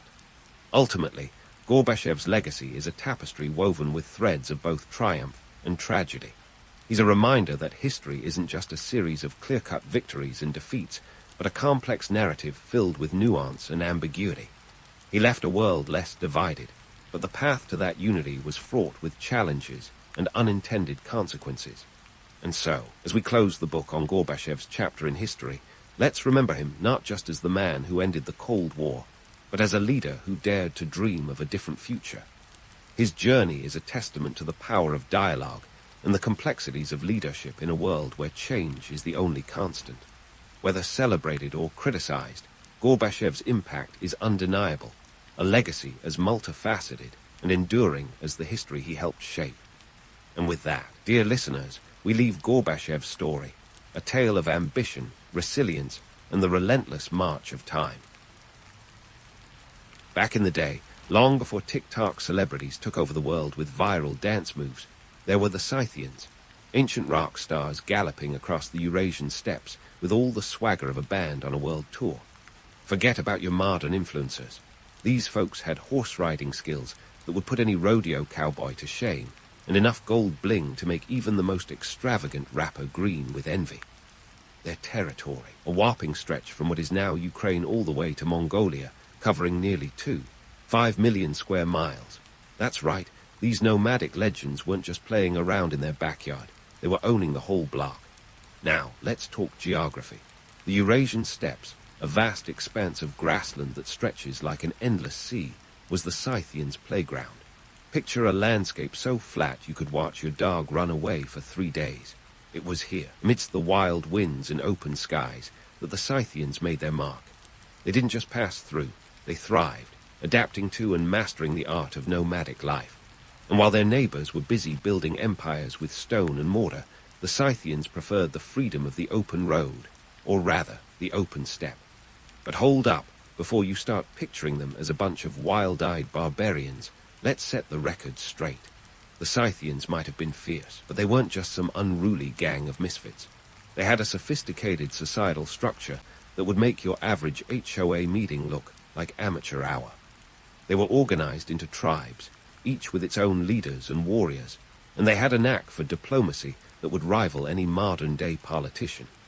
In fact, they were so savvy, they managed to strike deals with powerful empires like Persia and Greece, proving that you can be both a warrior and a diplomat. Who knew?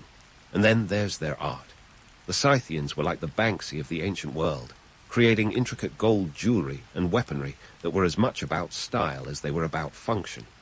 They crafted pieces that told stories of their gods, their victories, and their daily lives, using art as a medium to communicate and connect. This wasn't just bling for bling's sake. It was a way to express their identity and cultural values. And they didn't just keep it to themselves. They traded their art with other cultures, spreading their influence far and wide. Now, let's debunk a myth or two, shall we? The image of the Scythians as mere barbarians is about as accurate as calling a modern-day symphony orchestra a garage band. Sure, they were warriors, and yes, they knew how to throw down in battle, but they were also traders, artists, and thinkers. They contributed to the cultural fabric of the ancient world in ways that are still being unraveled today. Herodotus, the Greek historian, once described them as masters of the bow, and the only people who drink their enemies' blood, which sounds hardcore, but it's also a testament to their formidable reputation. They weren't just fighting for survival, they were crafting a legacy. In the end, the Scythians were the ultimate paradox, a blend of savagery and sophistication, warriors who understood the power of art and culture. They didn't just leave a mark on history, they etched their story into the very landscape they roamed, leaving behind a legacy that's as enduring as the steppes themselves. So next time you scroll through your social media feed, remember the original nomadic influencers who conquered the ancient world with style, skill, and a whole lot of swagger. Now, let's switch gears from the Scythians' cultural swagger to their economic genius, because these folks weren't just galloping across the steppes for fun. Imagine a world where the Silk Road is the ancient equivalent of Amazon Prime and the Scythians. Well, they were the Jeff Bezos of their time, minus the space ambitions, but with a penchant for horseback riding. These nomadic masterminds were trading legends, skillfully navigating the caravan routes that connected the east and west like a finely tuned GPS. The Scythians operated in an economy that was as dynamic as a startup unicorn, minus the corporate jargon and beanbags. Their trade networks stretched from the Black Sea to the borders of China, creating an economic tapestry that was as intricate as their gold jewelry. They traded in goods like grain, horses, and textiles, playing a crucial role in the distribution of these commodities. And let's not forget their favorite trade item, gold. The Scythians were practically swimming in it, and they were more than happy to swap it for luxury goods from the Greek and Persian empires. Now, let's talk numbers, because what's history without a little math to spice things up? At their peak, the Scythians controlled trade routes that spanned over 500 miles, and they managed to do it with a population of just a few 100,000. Their strategic position along the Silk Road allowed them to levy taxes on passing caravans, raking in wealth faster than you can say, charging. And while they weren't exactly keeping spreadsheets, it's estimated that their control over these routes made them one of the wealthiest societies of their time. But don't go thinking it was all smooth sailing. and gold-plated chariots. The Scythians were no strangers to the absurdly practical side of economics either. Picture this. When you're a nomadic society, you can't exactly build vaults to stash your cash. So what do? You invest in livestock. Cattle were the Scythian version of a 401k, a living currency that could be traded, consumed, or marched into battle. It's like putting your money where your mouth is, literally. Their economic practices were as innovative as they were pragmatic. They understood that maintaining dominance required more than just good business sense. It also required a keen understanding of the power dynamics at play. The Scythians were masters of diplomacy, striking deals with neighboring empires like Persia and Greece, often leveraging their military might as a bargaining chip. It's the ancient equivalent of negotiating with a tank parked on your lawn. And yet, they were also shrewd enough to realize that diplomacy had its limits. When words failed, the Scythians weren't shy about letting their arrows do the talking. Their strategic use of warfare was a calculated move to maintain economic control, an act of balancing power with precision that would make any chess grandmaster proud. They employed hit-and-run tactics that bewildered more traditionally structured armies, making them a formidable force on the battlefield and a respected player in the world's economic theater. So, what's the takeaway from the Scythians' economic saga? Well, they were living proof that you could ride horses, wield swords, and still be a financial powerhouse. They didn't just understand the value of a good trade deal, they practically invented the concept of market leverage. In the grand tapestry of history, the Scythians were a blend of warrior, trader, and diplomat, forever etching their legacy into the Silk Road's storied past. And while we're just scratching the surface of their economic impact, one thing is certain. These ancient nomads knew how to play the game, and they played it like pros. Speaking of playing the game like pros, the Scythians' political savvy was as impressive as their economic acumen.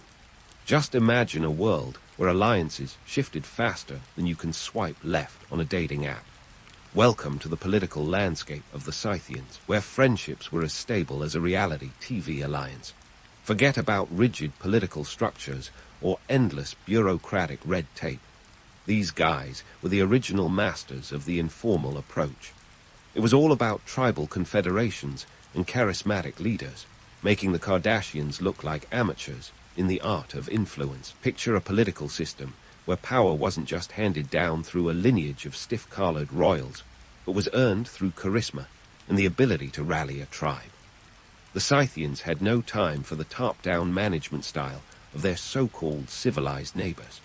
Instead, they relied on a network of tribal confederations, each led by a chieftain whose authority was as much about personal magnetism as it was about battle prowess. Imagine a council meeting that's more like a gathering of rock stars, each vying for the spotlight, but all somehow making beautiful music together. Now, let's talk about some of these iconic figures who strutted across the Scythian stage. Take King Aedeas, for example, a Scythian leader who was as legendary in his time as any rock god. By the time he was in his 90s, yes, you heard that right, Aedeas had managed to unite the various Scythian tribes under his leadership. It's said that he even dared to take on Philip Roman II of Macedon, Alexander the Great's father, in battle around 339 BC.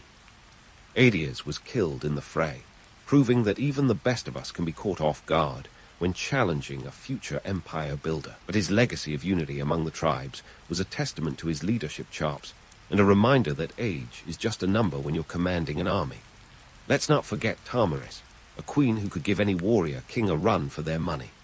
She led the Massagetae, a Scythian tribe, against Cyrus the Great of Persia in a showdown that was as epic as it was brutal. According to Herodotus, after defeating Cyrus in battle around 530 BC, she supposedly had his head dunked in a wineskin filled with blood. Talk about making a statement. Tamaris wasn't just a fierce ruler. She was also a symbol of the Scythians' ability to resist even the most formidable of empires. Her story is a reminder of how history can sometimes be bloodier and more dramatic than any Game of Thrones plot. But what made the Scythian political landscape truly fascinating was its sheer adaptability. Their informal governance style allowed them to pivot quickly, forming new alliances and dissolving old ones with a speed that would put modern diplomacy to shame. It was a system that thrived on flexibility, proving that you didn't need a castle to build an empire. And while their contemporaries were busy entangling themselves in bureaucratic nightmares, the Scythians relied on the power of personality and prowess to keep their world spinning. Their political influence wasn't just limited to their internal affairs.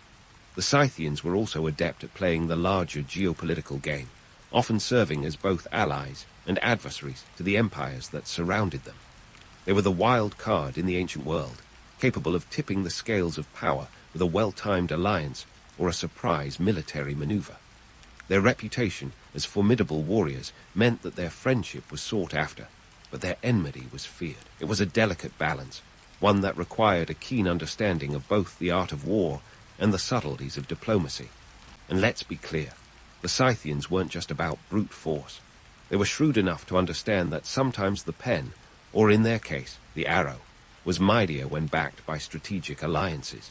They negotiated treaties with the likes of the Greeks and Persians, proving that they could wield influence with words as effectively as they could with weapons. It was a world where a well-placed alliance could mean the difference between victory and defeat, and the Scythians played this game with the skill of seasoned diplomats. So as we marvel at their political prowess, let's not forget the chaos and challenge that came with it. The Scythians' loose political structure was both their greatest strength and a potential Achilles heel. It allowed them to thrive in the unpredictable world of ancient geopolitics, but it also meant that their alliances were as fragile as a house of cards. Yet, in a world where nothing was guaranteed, their ability to adapt and evolve was a testament to their enduring legacy. The Scythians didn't just survive, they thrived in a political landscape that was as unpredictable as the steppes they called home. And while we might not envy their lack of a central bureaucracy, we can certainly admire their knack for turning chaos into opportunity. And as the dust of political maneuvering settles, let's zoom in on the everyday life of the Scythians, those nomadic minimalists who managed to live simply yet party extravagantly. These ancient steppes dwellers had a lifestyle that would make today's minimalists look like hoarders. Forget about closet organizers and tiny homes. The Scythians were the original experts in living with less, out of necessity, sure, but also with a flair that made their simplicity seem downright luxurious. Now, don't let the word minimalist fool you into thinking the Scythians were all about stoic austerity. Oh no, these folks knew how to throw a party that would make Coachella look like a backyard barbecue. With a penchant for over-the-top celebrations, the Scythians transformed the vast, empty steppes into their version of a rave, complete with copious amounts of fermented mare's milk, known as kumis. Imagine a party where the main beverage is as intoxicating as it is lactose-laden. Talk about a gut-wrenching experience.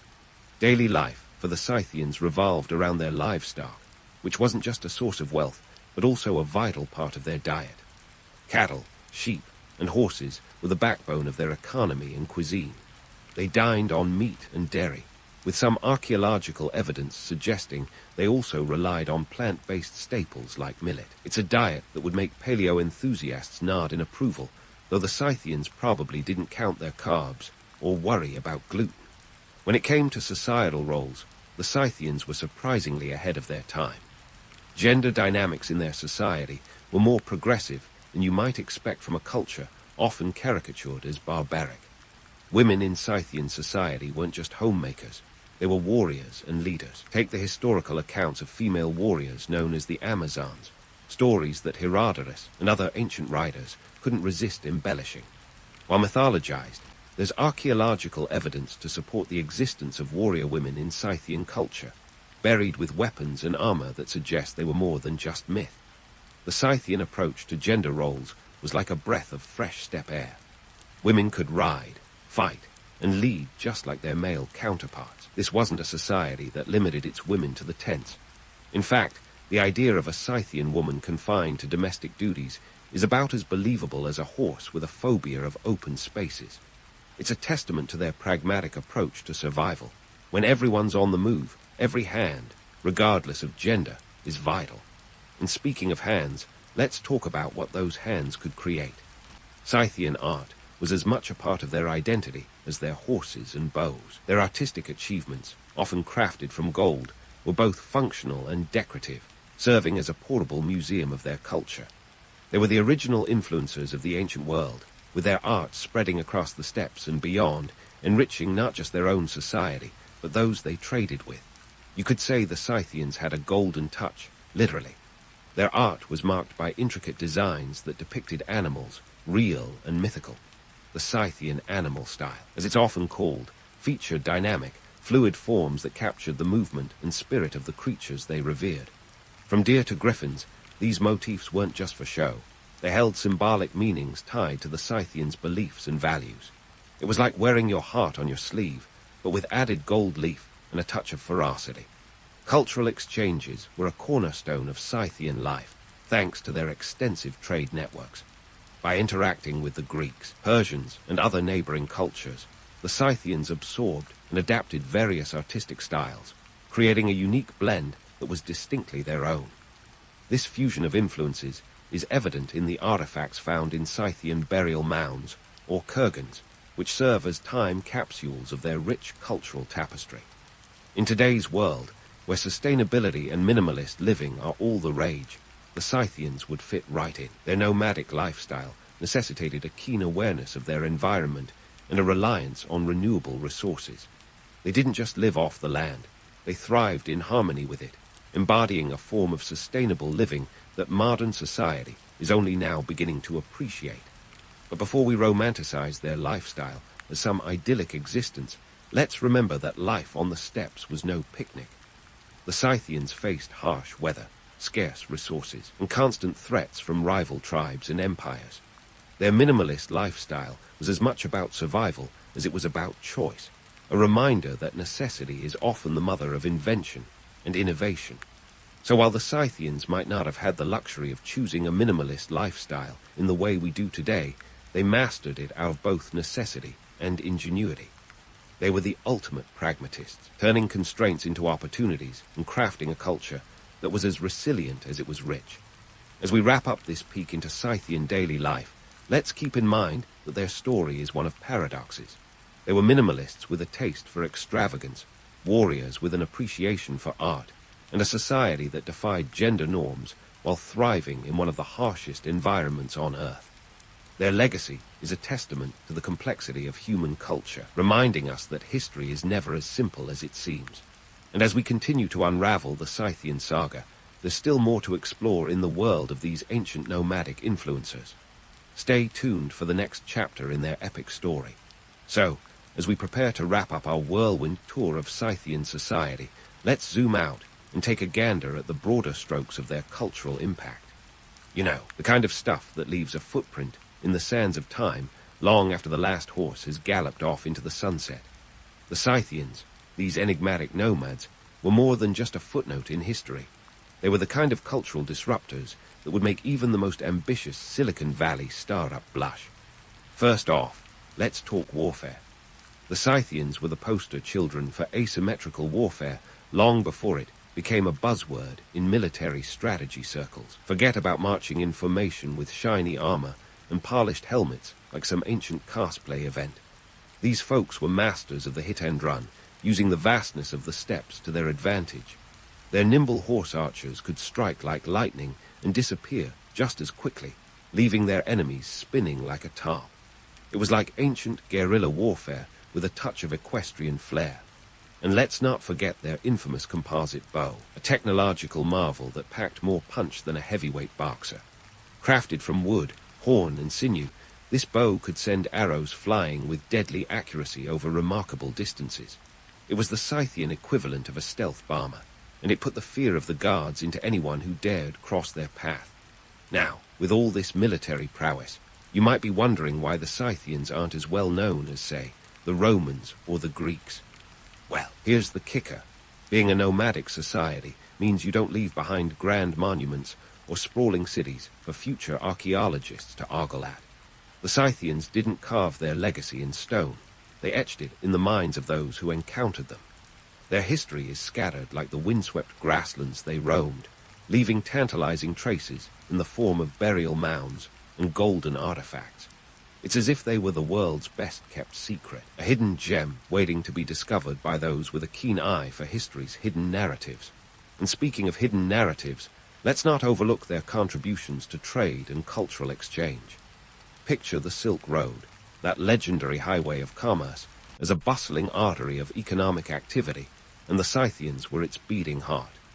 They were the middlemen extraordinaire, connecting east and west like the ultimate ancient networking event. Their horse-based logistics network was the FedEx of the ancient world, ensuring that goods, ideas, and cultural influences flowed seamlessly across continents. And while they may not have left behind a manifesto or a treatise on trade, their impact on the flow of goods and ideas was profound. The Scythians were the OG globalists, proving that you didn't need a passport to be a citizen of the world. In the realm of art, the Scythians left an indelible mark that still fascinates us today. Their intricate goldwork and vivid animal motifs were more than just pretty trinkets. They were a testament to a sophisticated culture that valued beauty and storytelling. Their art was a language of its own, speaking volumes about their beliefs, values, and way of life. It was as if every piece of jewelry and every intricately carved weapon was a chapter in a grand epic, a saga that bridged the gap between mortals and the divine. And while their art may have been portable, its influence was anything but transient. The Scythian animal style rippled through the ages, influencing countless cultures and leaving a legacy that outshone the fleeting nature of their nomadic existence. So why, despite all these achievements, do the Scythians remain shrouded in relative obscurity? Well, let's face it, history has a habit of sidelining those who don't fit neatly into the narrative of empire building and monumental architecture. The Scythians were the renegades, the mavericks who defied convention and embraced the open road. Their story is one of adaptation and resilience, a reminder that sometimes the greatest legacies aren't measured in bricks and mortar, but in the echoes of their influence. In the end, the Scythians were more than just warriors on horseback. They were cultural chameleons, economic powerhouses, and artistic visionaries. Their impact on the ancient world was like a ripple in a pond, spreading far beyond their own time and place. They were the original influencers, leaving a mark that transcended borders and eras. And as we look back on their legacy, perhaps the most fitting tribute we can offer is to acknowledge the romance of the myths they inspired, while embracing the gritty reality of their history. So here's to the Scythians, the ancient world's best-kept secret, whose legacy continues to captivate our imagination and challenge our understanding of what it means to leave a mark on history. Their story is a testament to the power of adaptability, the allure of the unknown, and the enduring spirit of a people who thrived in the vastness of the steppes. As we close the chapter on their epic saga, let's do so with a nod to the myths, a salute to the reality, and a healthy dose of awe for a culture that was as enigmatic as it was extraordinary.